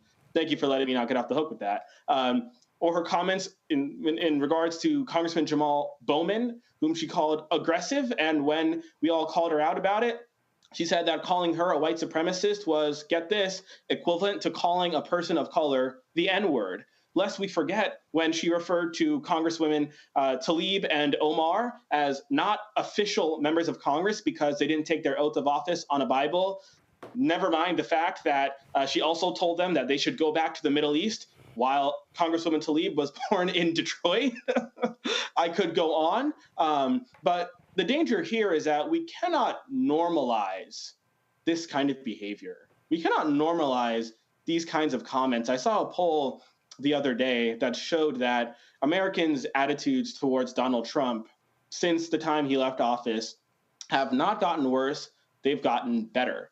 What does that mean? It's that collectively, as a society, we've started to forget the very dangerous and detrimental rhetoric and policies that Donald Trump not only advocated for during his first term, but is hoping to bring back in a second term. He's told us this. He's told us the kinds of things that he wants to do. He's told us that he wants to round up immigrants who are here, who he believes are poisoning the blood, especially those from shithole countries. We know that his Department of Justice in a second term is getting ready to crack down on racism, but guess what? Racism against white people, all building on his work in the first term of not investigating and not prosecuting civil rights violations and hate crimes. So I think it's very dangerous that as a society, we've started to not sour to Donald Trump, but actually to sweeten up to him. And I think the consequences of that could be grave. And so I really just want to convey that we cannot normalize, we cannot accept this kind of behavior from Donald Trump or Marjorie Taylor Green, because our community will suffer even more than it already has. So.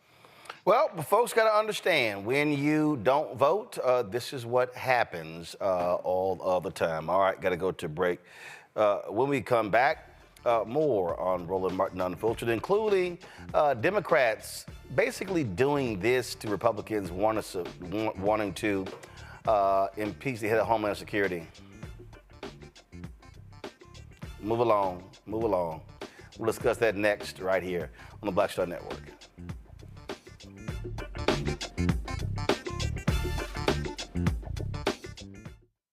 On the next Get Wealthy with me, Deborah Owens, America's Wealth Coach, financial literacy. Without it, wealth is just a pipe dream. And yet, Half of our schools in this country don't even teach it to our kids. You're going to hear from a woman who's determined to change all that, not only here, but around the world. World of Money is the leading provider of immersive financial education for children ages 7 to 18. We provide 120 online and classroom hours of financial education. That's right here on Get Wealthy on Black Star Network. On the next A Balanced Life with me, Dr. Jackie, how to live the dream without it turning into a royal nightmare. We'll meet an entrepreneur couple who've been living the dream for nearly 30 years, and they're still going strong, speed bumps and all. I was all one trying to hold back, but he thinks he can do anything. He's like, no, we're going to do it. You know, let's do it. Let's just jump into it. And it has worked. It's a thing of beauty, literally. That's all next on A Balanced Life on Black Star Network. Fanbase is pioneering a new era of social media for the creator economy. This next generation social media app with over 600,000 users is raising $17 million, and now is your chance to invest. For details on how to invest, visit startengine.com/fanbase or scan the QR code. Another way we're giving you the freedom to be you without limits. Hello, we're the Critter Fixers. I'm Dr. Bernard Hodges. And I'm Dr. Terrence Ferguson. And you're tuned in to Roland Martin Unfiltered.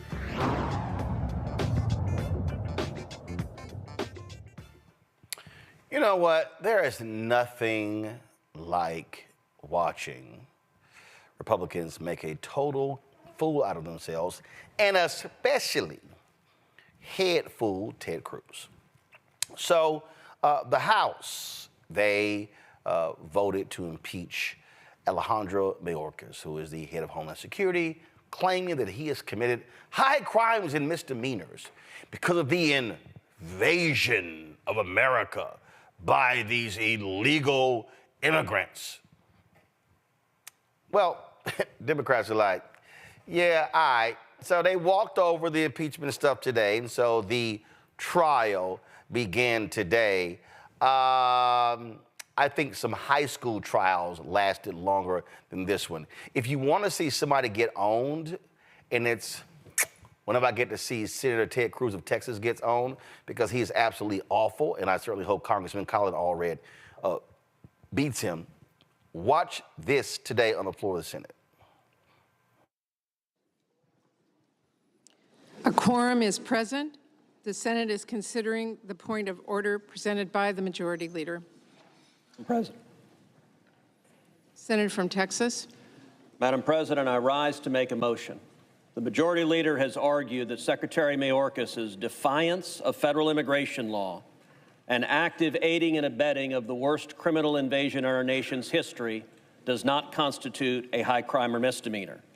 He has presented no argument on that question. He has presented no briefing on that question, and the position is directly contrary to the Constitution, to the original understanding of the Constitution at the time it was ratified, and to the explicit position of the Biden Department of Justice as argued before the Supreme Court of the United States. The Majority Leader's position is asking members of this Senate to vote on political expediency to avoid listening to arguments. The only rational way to resolve this question is actually to debate it, to consider the Constitution and consider the law. The Senator will recognize that the Senate is in a non-debatable position. The Senator has a right to offer his point of order, or his motion, but we are in a non-debatable position. And my motion is to change that so that we can actually debate the law if senators care what the Constitution and law says. I therefore move that the Senate proceed to closed session to allow for deliberation on the question as required by impeachment rule. I'm not talking about the A&M fans. Those expectations in our previous consent request, we gave your side a chance for debate in public, where it should be. And your side objected. We are moving forward.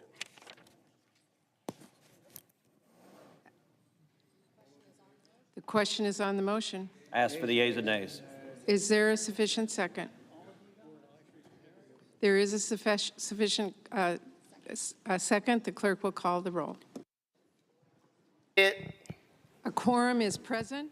The Senate is considering the Bye, point of order Ted. presented by the majority. Bye, Ted. That's how you do it, Robert, because what you're dealing with is a whole bunch of fools. And so Schumer had to say, you're a liar, so let me go ahead and just smack you. Well, just so for the viewers who may not watch Senate hearings from the time they were in middle school like I did, what was going on there is Ted Cruz tried to make a motion to open debate to allow senators essentially to grandstand and give speeches about why Mayorkas should be impeached. It's not to present evidence or to change decisions, any of those things. Ted Cruz just wanted a soundbite that he could play on Fox News later for fundraising purposes. As you said, he's in a tight race with Colin Allred.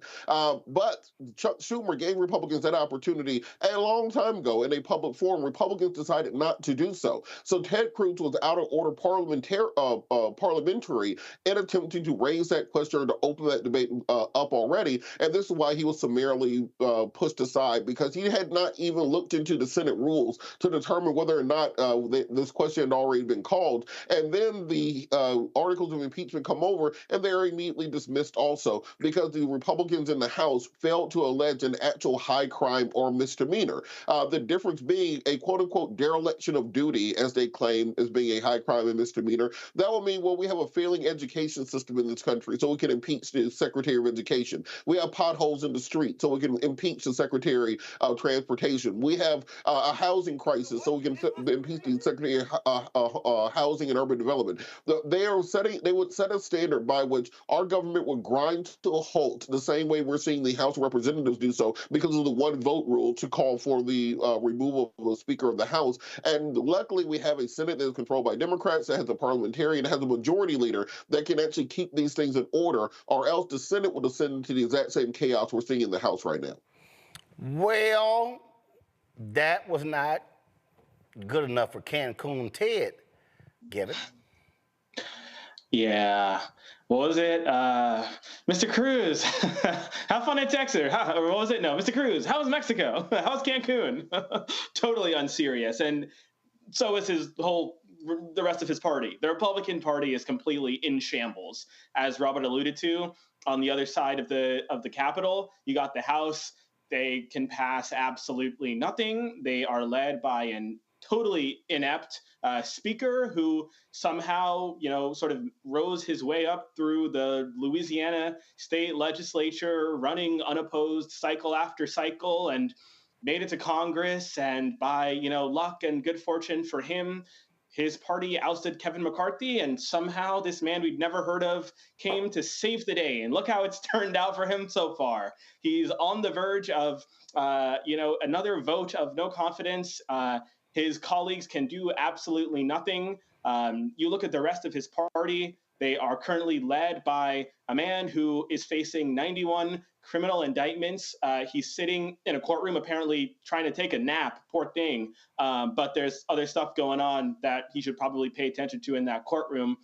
While his opponent, President Biden, is actually busy running the country and running for re-election. But, again, I guess what should we expect from people like Ted Cruz and the other members of his party? They can not govern, and that's what we saw today. Yep, Rafael Cruz sucks as usual, but I dare say probably the best back and forth. We showed you Maxwell Frost and Marjorie Taylor Green. We showed you this here. I think that one between Jamie Raskin and James Comer was pretty intense. Press play. What business are they?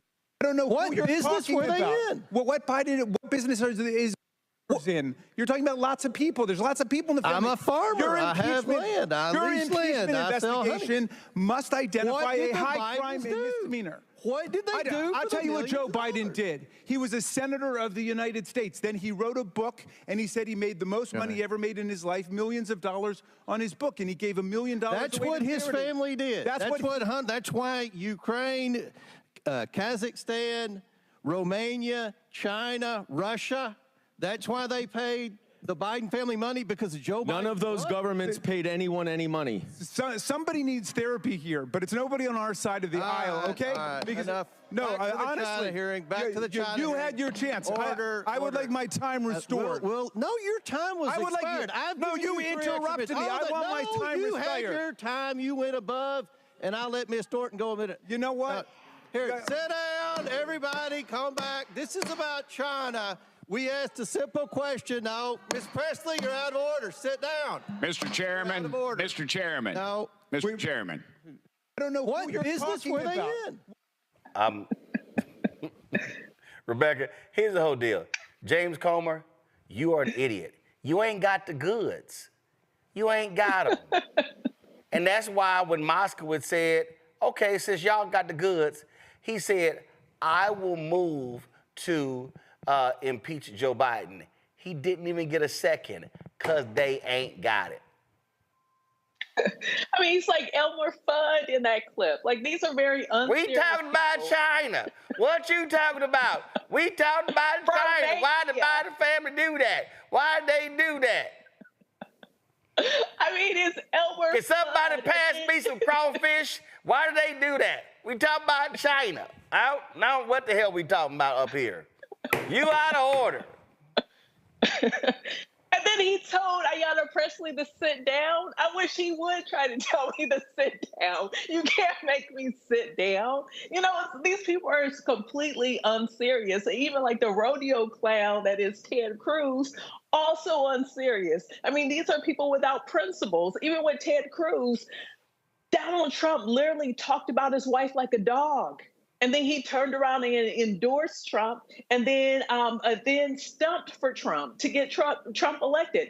So if he isn't able, if he's unwilling to protect his own wife, to protect his own family, then he certainly is not willing to protect the interests of the people in the state of Texas. And guess what? If you're in Texas, you get to send Ted Cruz to Cancun on vacation permanently because in November 2024, he's up for re-election. And guess what this means? This is a statewide race. There's no gerrymandered districts. So if enough people turn out to vote, they could vote Ted Cruz out of the Senate because just like Marjorie Taylor Green, he's insufferable.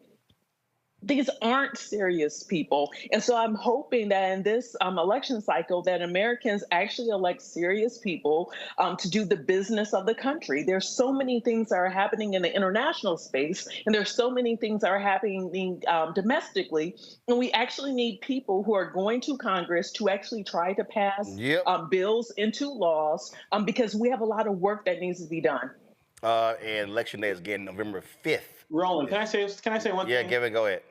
I know we're up here like joking, and it's really funny, but like the consequences are really grave.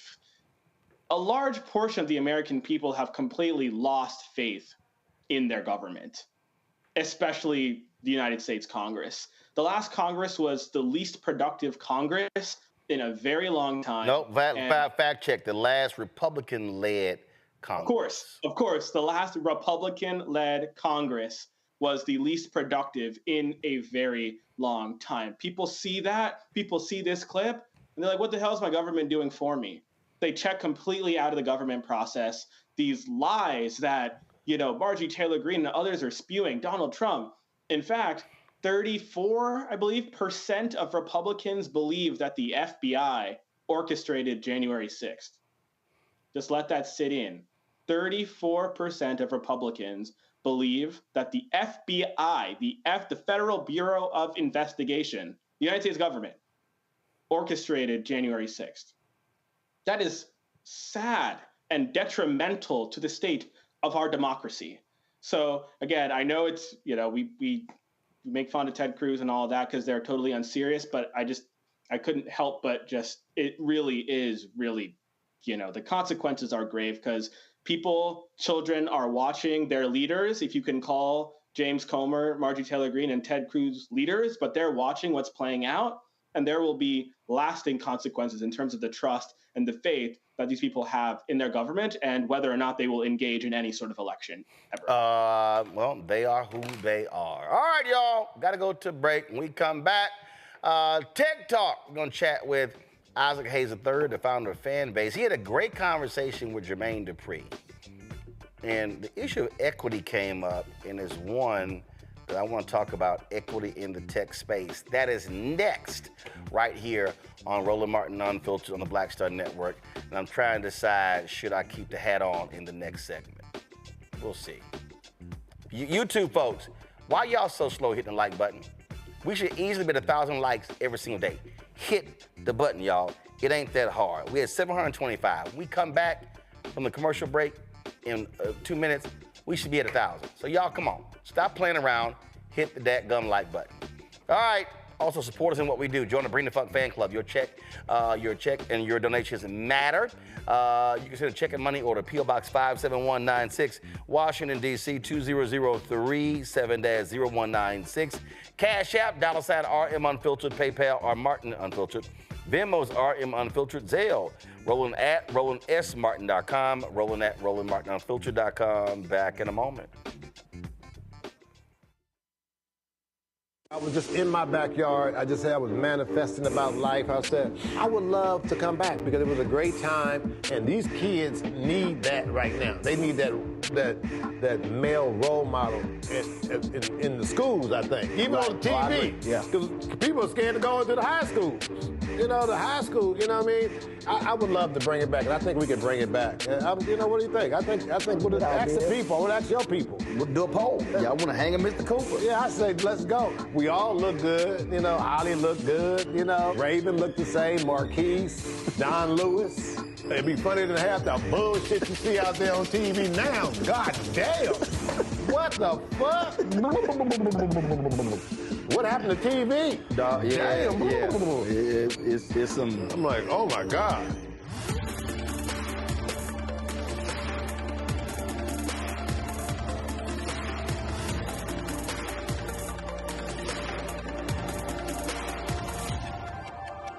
Next, A Balanced Life with me, Dr. Jackie, how to live the dream without it turning into a royal nightmare. We'll meet an entrepreneur couple who've been living the dream for nearly 30 years, and they're still going strong, speed bumps and all. I was all one trying to hold back, but he thinks he can do anything. He's like, no, we're going to do it. You know, let's do it. Let's just jump into it. And it has worked. It's a thing of beauty, literally. That's all next on A Balanced Life on Black Star Network. Fanbase is pioneering a new era of social media for the creator economy. This next generation social media app with over 600,000 users is raising $17 million, and now is your chance to invest. For details on how to invest, visit startengine.com/fanbase or scan the QR code. Another way we're giving you the freedom to be you without limits. I'm Faraji Muhammad, live from LA. And this is The Culture. The Culture is a two-way conversation. You and me. We talk about the stories, politics, the good, the bad, and the downright ugly. So join our community every day at 3 p.m. Eastern and let your voice be heard. Hey, we're all in this together. So let's talk about it and see what kind of trouble we can get into. It's The Culture, weekdays at 3, only on the Black Star Network. Hello, I'm Paula J. Parker. Truly proud on the Proud Family. I am Tommy Davidson. I play Oscar on Proud Family, Louder and Proud. Hi, I'm Jo Marie Payton, voice of Sugar Mama on Disney's Louder and Prouder, Disney Plus. And I'm with Roland Martin on Unfiltered.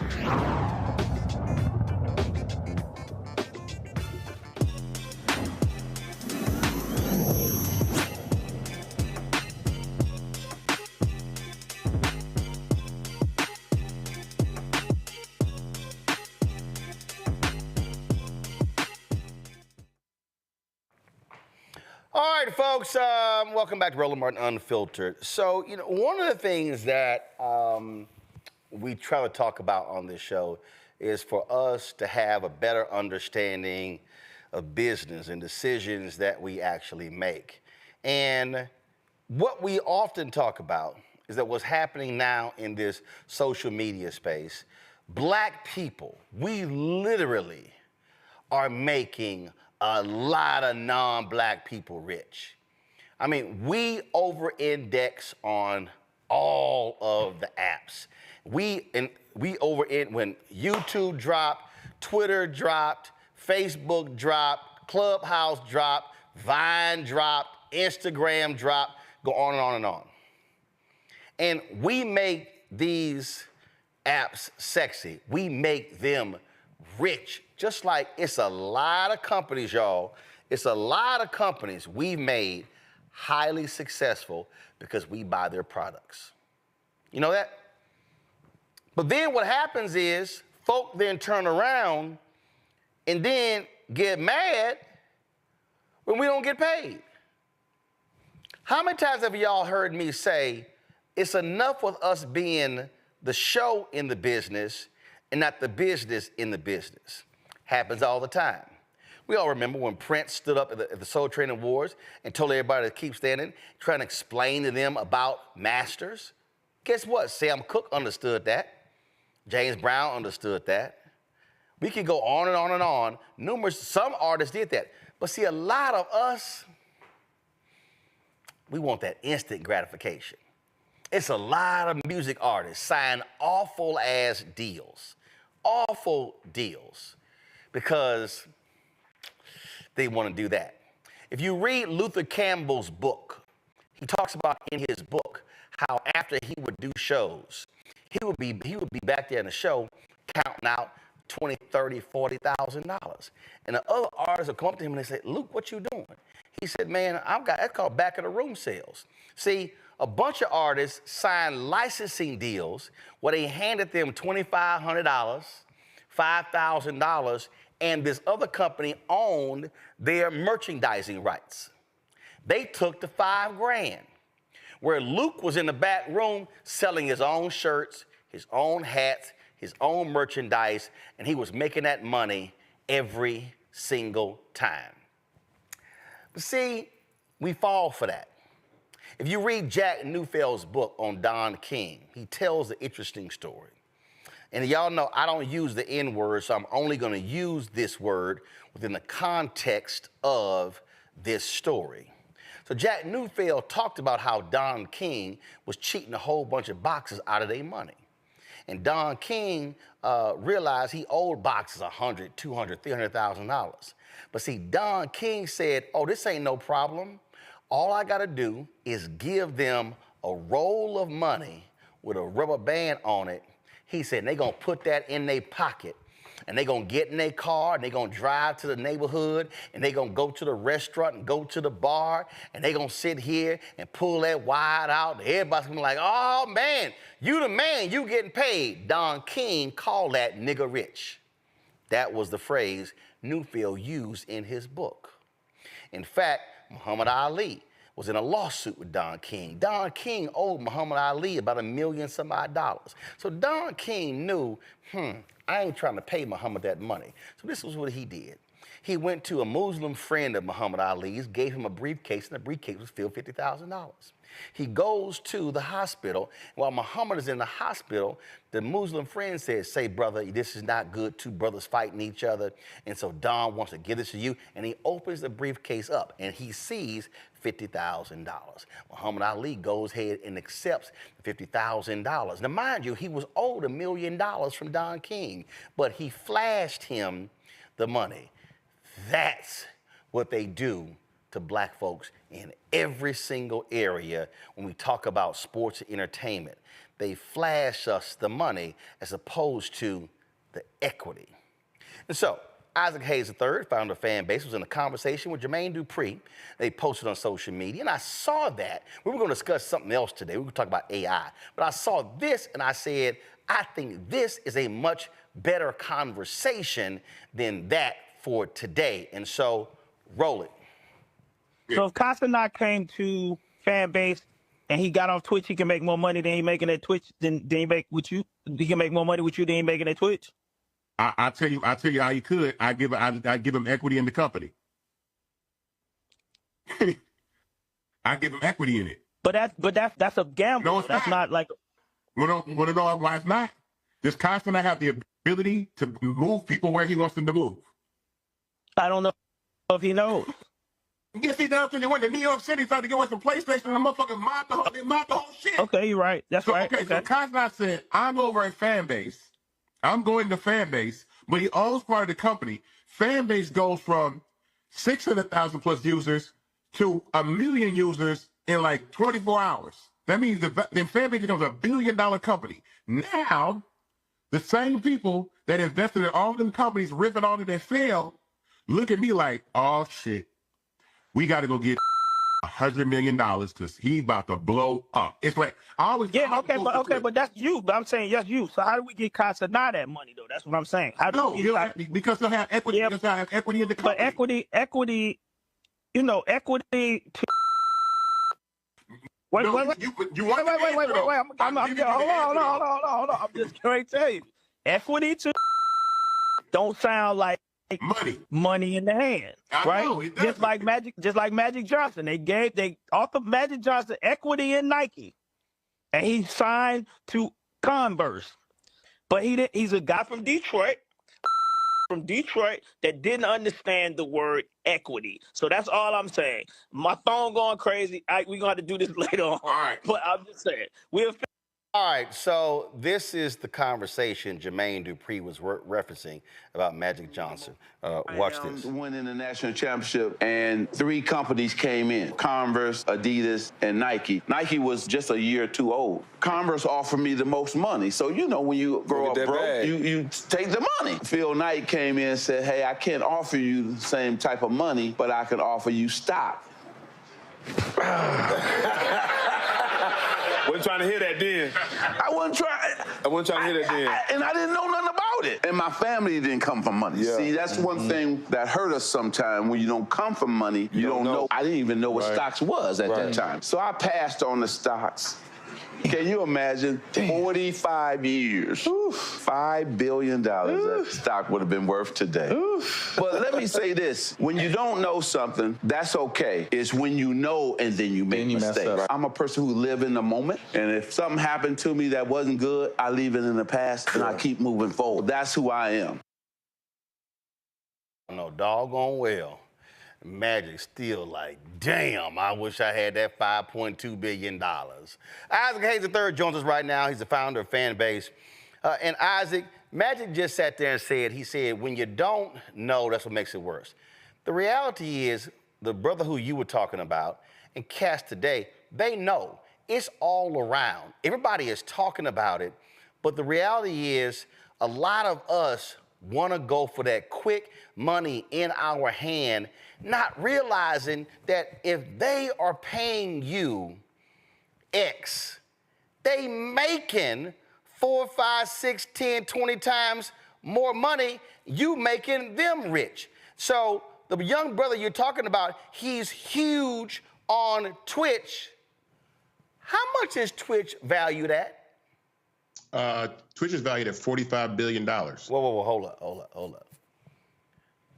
This young brother is one of the biggest folks on Twitch, but Twitch is valued at 45 billion? 45 billion. And I guarantee you this brother ain't worth 450 million. He'll get there. I think he'll get there, but he has to make the type of moves that I'm offering. He's going to have to do those type of deals. Something interesting. Somebody pointed out something interesting to me today about equity, in that there's another streamer, this kid named Aiden Ross. He's on a platform called Kick, and Kick gave him equity in the platform. He's white. He's a streamer. He has equity in Kick. Kai Cenat is on Twitch, which was already acquired by Amazon, but he's making a lot of money, and he has a very good split on the revenue that he brings in, but he doesn't have equity. And that is my point in introducing the conversation of equity, even with Fanbase raising capital. So let's be clear. Even the round that we're raising on Start Engine, everybody that invests in Fanbase is getting equity. So equity is the word of the day. Whether it is offered in exchange for services and consulting for somebody that has a massive following like Kai Cenat, or whether anybody watching this program right now invests in Fanbase, you're having equity and ownership in a company, right? And so as time progresses, these companies grow in value.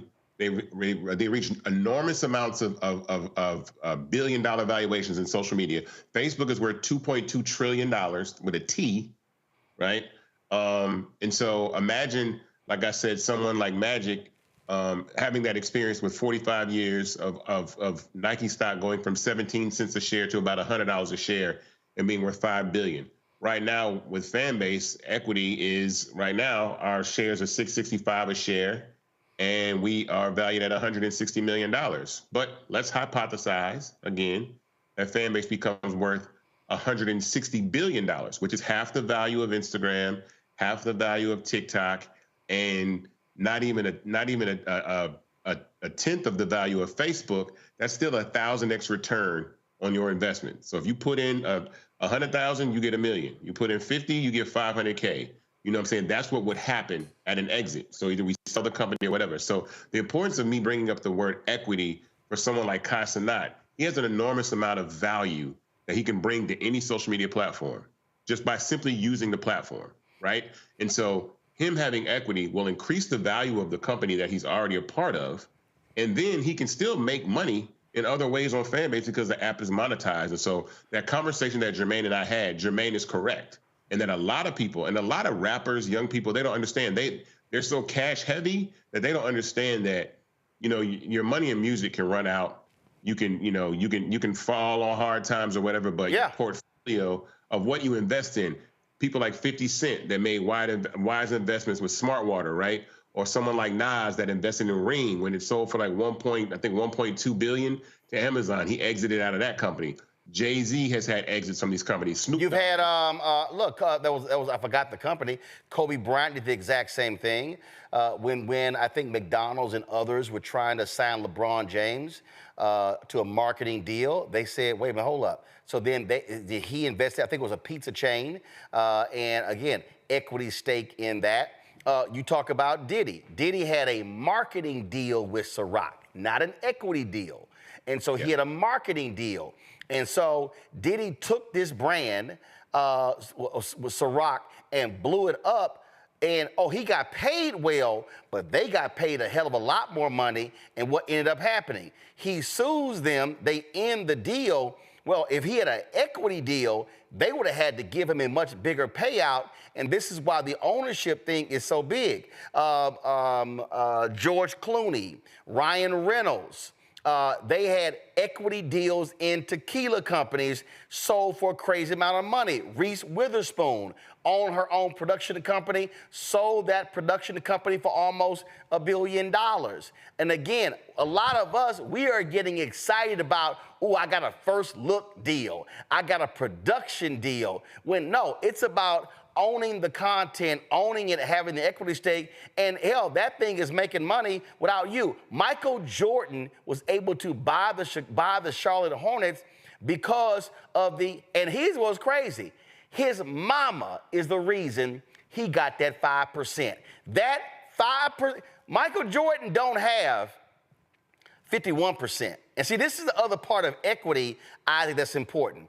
It's a lot of black folks who do think about equity, but no, I gotta have 51%. I gotta have 51%. Michael Jordan signed a deal, and his mama insisted he gets 5%.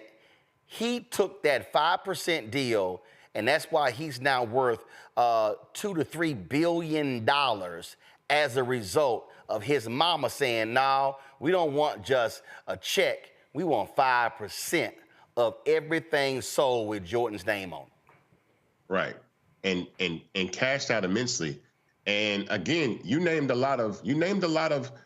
some smart African American people, but most of the people you're talking about are white entrepreneurs, white entertainers that are offered these deals. They're not offering equity deals to us. And the interesting thing about that is the amount of leverage that black culture has in influencing all types of businesses, whether it's music, fashion, TV, alcohol. Crazy. All of it, right? So the part about equity that's so important is that is our secret weapon against being able to blow these companies up. If people had equity in Clubhouse is valued at $3 billion. I think Clubhouse would be a much more successful app.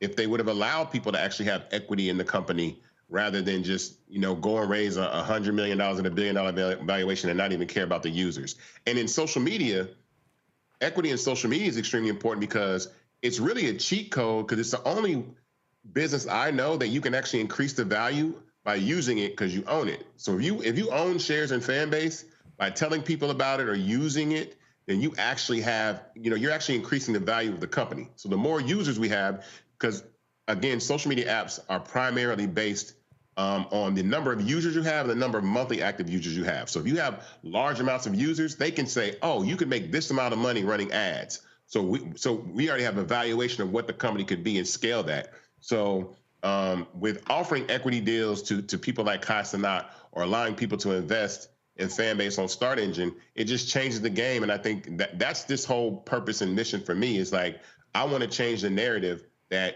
African-American people and Black people have ownership in these multi-billion-dollar tech companies. We've never been here. And I think that's so foreign to people that they've never seen anyone like me try or move in a path that says, okay, I see myself as a Zuckerberg. I see myself as a Kevin Systrom or a Spiegel or a Jack Dorsey, but I'm Black. But I know the value that social media platforms don't work without Black culture. So the equity conversation is one that I'll continue to have. And I've had these conversations with other entertainers. And a lot of times management is looking for the cash heavy side. And it's in tech because they don't believe, but they're missing the big point, which is like someone like Kai Cenat or someone like Cardi B coming to Fanbase would increase the value of the company immensely. But I wouldn't, if I was them, get your equity first and then come over to Fanbase. And for those that invest in Fanbase and share the fruits of their participation in what happens. Well, we are running a promo. I interviewed Jimmy Jam.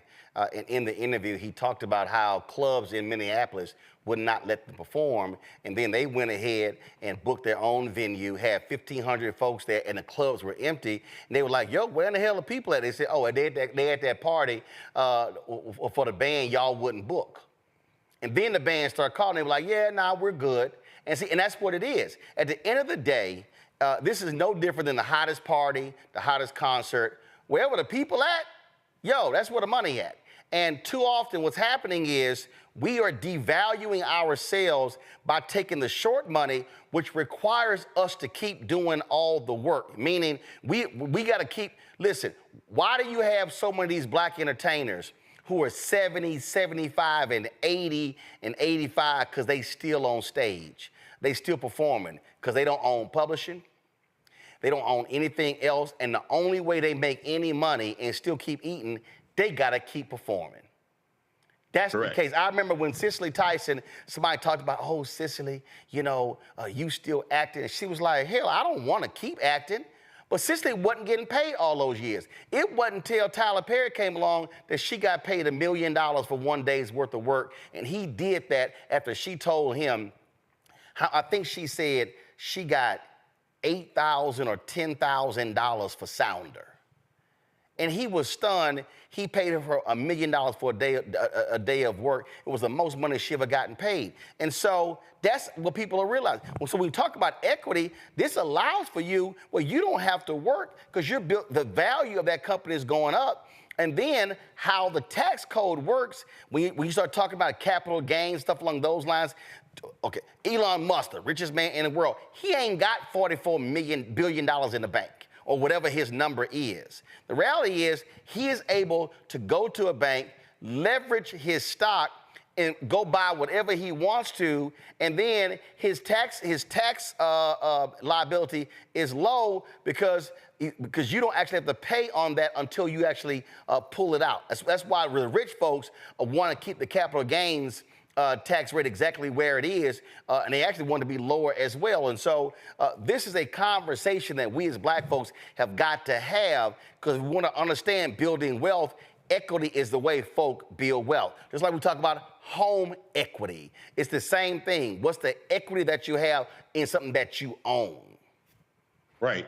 And the value of houses increase or decrease, and you can actually pull from the value of your home in equity. So I want to shift this conversation to equity for the people that are watching, right? So, and I come on here and talk about Fanbase, all the time in our race. So We're raising $17 million.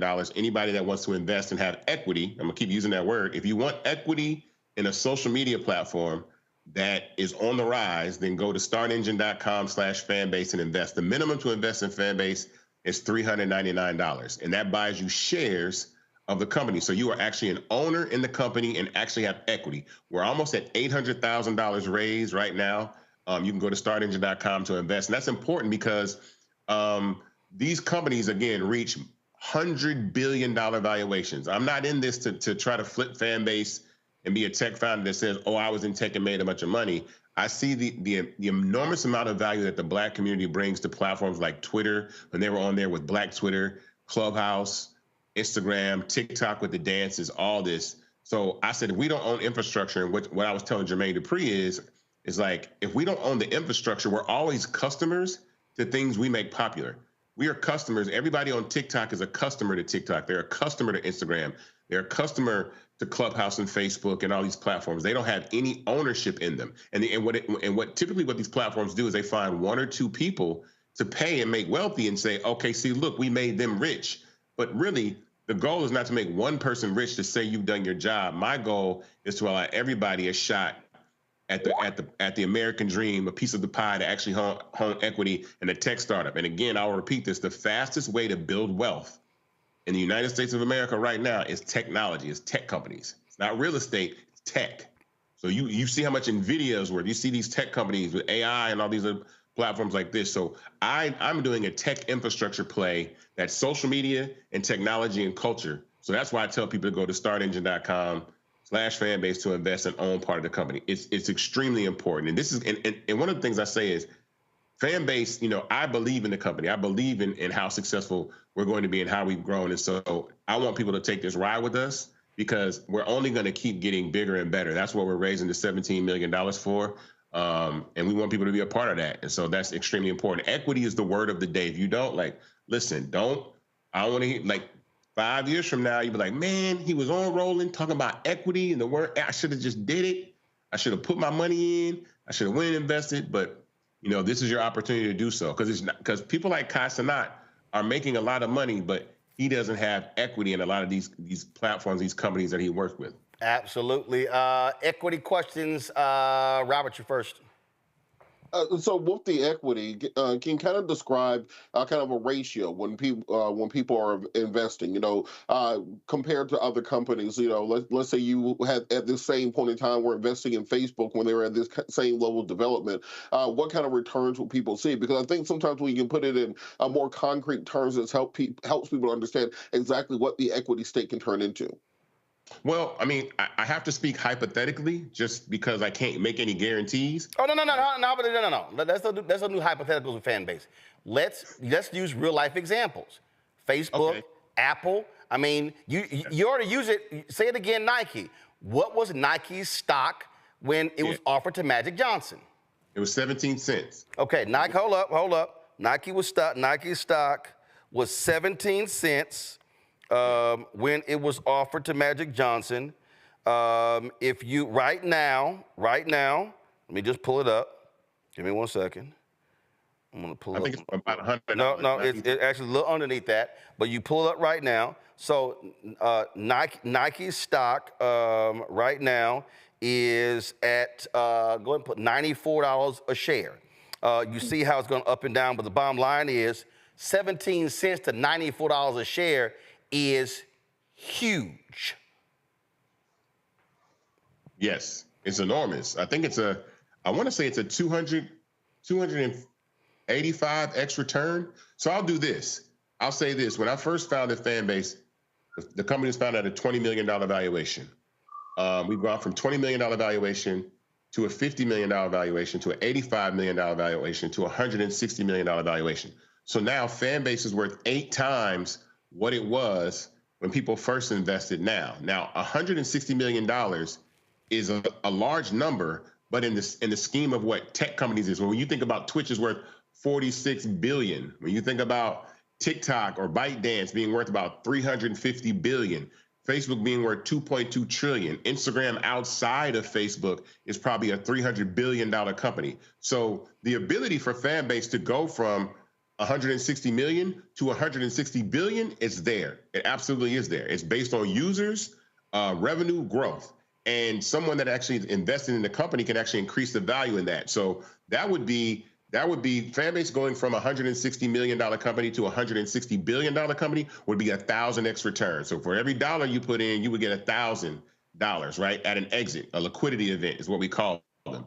And so those are the type of gains that you can have. And that's my vision. I'm in this to build this company into a multi-billion-dollar company that turns multiple people into 100,000-aires and millionaires, and some people potentially into billionaires by using this model, because we weren't even able to do this. The average person was not able to do this before 2015. So that's why I tell everybody, take advantage of the Jobs Act and being able to invest in startups like this, not after they go public. So not after Nike goes public. Yeah. Don't invest in Fanbase after we're public. Invest in Fanbase today when we're a privately held company, that when we do get acquired, or we do go public, or we do a merger, that's when you see the biggest return on your investment. And that was one of the best things under President Barack Obama. Rebecca, equity question. Sure. So I'm thinking back to Kai Cenat. So Kai Cenat can literally stay on Twitch, but come over to Fanbase, use the same content, and then make money. But I'm also thinking of another example of DJ Academics on Rumble. He is making Rumble extremely popular. As far as I know, his deal doesn't include equity. So can you talk through what it looks like if someone from the culture comes into Fanbase and they're able to increase the valuation of Fanbase because of their popularity and their audience, who would then go to Fanbase to follow them? And before Isaac does that, here's what Rumble did. Rumble was a right-wing YouTube. It was created as a competitor for YouTube, right-wing. But then the folks were like, yeah, you know what? We can't just have all these neo-Nazis and other people on here. So what did they do? They went and got a deal with DJ Academics and to do what? Bring his audience over there. And so his audience follows him, and so they're seeing him on there. He's driving massive signups as well. So what he's doing is he's actually making Rumble more popular. And you're right, they're giving him a nice check, but they're making the bigger money because they actually own the company. He's making them more popular and more valuable. Isaac? Yeah, so that's the capitalization table, the cap table. Those are words you're gonna hear all the time. Who's on the cap table? Academics is not on the cap table of Rumble. Kai Cenat is not on the cap table of Twitch. Aiden Ross is on the cap table of Kick. There's a difference. Again, I'm just saying that Jake Paul, Logan Paul, they're on the cap tables of a lot of these companies that they're involved with. They give these people equity in these companies. They give our young Black creators cash, money, which is cool, and they're gonna be handsomely paid. But the value that Kai Cenat brings, right, to anywhere that he decides to move, and I even said this on another post, I wouldn't even want him to leave Twitch. He doesn't have to leave Twitch entirely. Make your money on Twitch. My point is that you can move your audience wherever you want them to move. You'll still have your audience on Twitch, but you can actually move an audience to somewhere, to a platform that you actually have equity in and increase the value of it. And again, I told him I'm not talking like a small amount of equity at all. Like someone like Kai Cenat, I respect his ability to bring people where he wants them to go. People like Kai, people like Cardi. I'm talking about definitely equity that can make them billionaires if the trajectory of Fanbase goes. But Isaac, but also Isaac, to add to that, that's also put in the deal. It's benchmarks. Hey, if you listen, that's the deal that Howard Stern has with Sirius XM Radio. There's a reason Howard Stern said later to terrestrial radio, people like, oh my God, you get a bigger audience. The deal that Howard Stern has with Sirius XM Radio, because his followers follow him, dude is making crazy amount of money with Sirius XM, because that's the kind of, but there are benchmarks. If you take us from here to here, you get this. If we go from here to here, it increase your stake. And so basically, you're saying you grow, we grow, and your bank account's gonna grow because the valuation is gonna go through the roof. Yeah, and I mean, one thing that I pride myself in and I'm proud of is the way that we've actually raised capital doing equity crowdfunding, and then me investing in Fanbase myself. One thing I'll say is I'll never ask anybody to do something that I haven't done myself. I spent $200,000 of my own money, not this money that I made producing music in the music industry. I gambled on myself. There you go. Right? So that $400,000 saved me about 20% of equity that I would have had to give away, right? So I understand the value of equity because I understand the value of music publishing. Music publishing is equity in the songs. When you say how much publishing, how much ownership do you have in the copyright, right? Or what percentage do you own of the masters? So that was an easy translation for me going from music to tech, because I said, oh, okay, cool. So I know that the more equity that I have in Fanbase, I can actually be able to raise capital and get more money to run the company, or do equity deals, partnerships, where people are offered stock options, and you like Magic Johnson got offered in Nike, where I say, I don't have a bunch of cash to pay you. Fanbase doesn't have Fanbase ain't got millions of dollars to pay Kai Cenat and millions of dollars, to pay some of these artists, because they're going to make millions of dollars. Kai Cenat makes $400,000 a month on Twitch. He makes $400,000 a month on Twitch. God bless him. That's cool. I'm saying that, hey, look, you can make $400 million or $1 billion, right, in equity on top of the $400,000 a month that you make. And that's my point about saying, and then for the retail investors that want to invest in Fanbase, you can have equity in Fanbase and grow along with Kai Cenat or whoever comes onto the platform. And again, my mission is to get those types of creators on the platform. Kevin? Isaac, thank you so much for being with us and for what you're doing, for what you're building. It's funny, when we talk about equity, I feel like we talk a lot in our community these days about the DEI kind of equity, which is important, but this kind of equity that you're talking about, this is about generational change for our community, right? I think too many of us, especially, young Black folks coming up now, they want to be rich, which will get you money, but what we should be aspiring for is to be wealthy, right? Which will give us time, will give us freedom. So I guess my question is I understand, right? We work so hard to get our seat at the table, but what we should be doing is trying to build our own tables. So how can we shift that mindset in our communities? How can we get, young Black boys and young Black girls to grow up wanting to be producers and owners and investors and not just the consumers and employees? And how can we make sure that they have the skills they need to do that?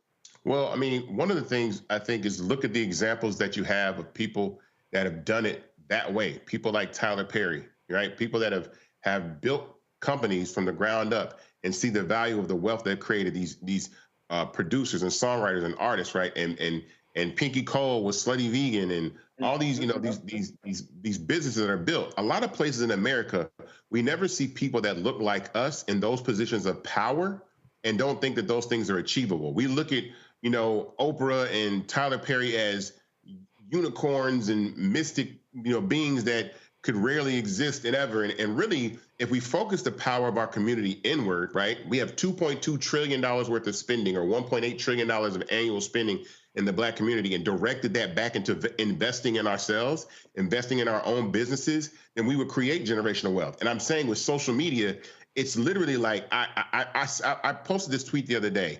You will not find the CEO of TikTok, Instagram, Clubhouse, or Twitter say that those platforms don't work without young people in Black culture. You'll never hear them say that. I dare anyone to say that we don't need Black kids on our platform to be successful. They'll never say that. So if you know that and they know that, then who has the power? The community, Black community does, right? Black culture does. Now, the question is, are we using that power? How are we leveraging that power?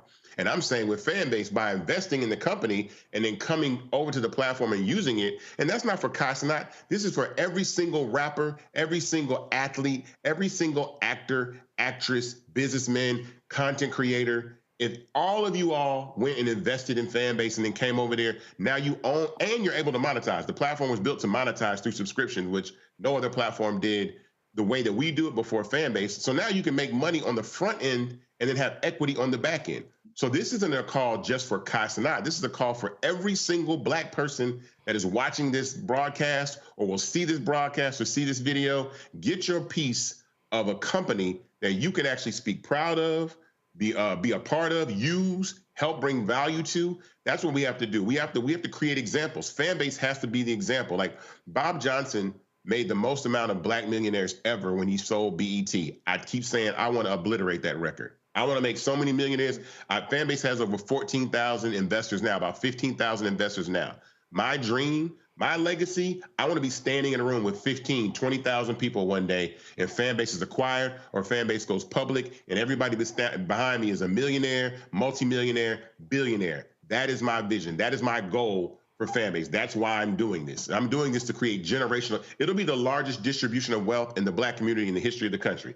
If and when Fanbase exits at an IPO or an acquisition, it will be the largest distribution of wealth to Black people in the history of the United States of America. Bob Johnson was the last one. I'm going to do the next one, and it's going to be bigger because all of us are going to own part of a company and leverage our culture to blow it up. And then we do it all over again. Okay, we did it once with Fanbase. Let's go do it with a movie studio. Let's go do it with all the things that we can do. Let's go do it with an automobile company. Let's go do it with an airline. We can do this. We can leverage our culture to create generational wealth. And that's what we have to do. We can't keep leveraging our culture and giving it away to these other platforms and then getting little one-off paychecks to be ambassadors and brand ambassadors and spokespeople and all that kind of stuff. Meanwhile, the people that own these companies are putting their great-great-great-grandchildren in positions of wealth that aren't even born yet. That's my idea of this. Hey, folks, equity. And when we talk about, this is the last point here, when we talk about ownership, the greatest mistake that I believe that we make as Black folks is that we believe we have to own the whole company. Ownership means I have an equity stake in that company. Jeff Bezos got billions. He does not own 51% or 100% or 40% of Amazon. His money's in stock. Hell, he got divorced and gave his ex-wife, Mackenzie Scott, she got billions in the divorce, and she's giving out billions of dollars to nonprofits, and the Amazon stock keep going up. So hell, the money she gave, she's already made back because the money is multiplied. Folks, we got to understand this is what it means. And when there are some people, they've got, you see these stories. I would just read John Rogers, Aerial Capital Management. They have 1.8% of Paramount stock. This company has 2% of Disney stock. That's what this is all about. And so the purpose of the conversation is to completely redirect our minds when we talk about Black ownership, and that's the whole deal here. If y'all want more information on the Fanbase raise, go to startengine.com/Fanbase. And so next week we'll chat with Isaac about artificial intelligence on our Tech Talk segment. Isaac, we certainly appreciate it. Thanks a lot. Let me also appreciate it, bro. Let me thank Gavin. Let me thank Rebecca. Let me thank Robert as well for being on today's show. Thanks a bunch. Y'all have an absolutely fabulous one. Folks, your support is critical to what we do, the stories that we cover, the conversations that we have. Ain't no other Black daily digital show having the conversation that we just had and walking y'all through Black ownership and the power of equity. So that's why we do what we do. Your support is critical. So to join our Bring the Funk fan club, you can join in various ways. We don't charge for subscriptions on this show because we want the information to be widely available. And so you can send your check and money order to P.O. Box 57196, Washington, D.C. 20037-0196. Cash App is $RM Unfiltered. PayPal are Martin Unfiltered. Venmo is RM Unfiltered. Zelle, Roland at RolandSMartin.com. Roland at RolandMartinUnfiltered.com. And be sure to download the Black Star Network app. Apple phone, Android phone, Apple TV, Android TV, Roku, Amazon Fire TV, Xbox One, Samsung Smart TV. Tomorrow's show, y'all, I'm going to talk to y'all about our Black Star Network being on 4 fast channels. Of course, we're on those fast channels, Plex TV, Amazon Freevee, Amazon News, Amazon Prime Video. I'm going to talk to y'all tomorrow about the future of us on those platforms, and so you don't want to miss that conversation. That's it, y'all. I'll see y'all tomorrow right here on Roland Martin Unfiltered on the Black Star Network. Holla!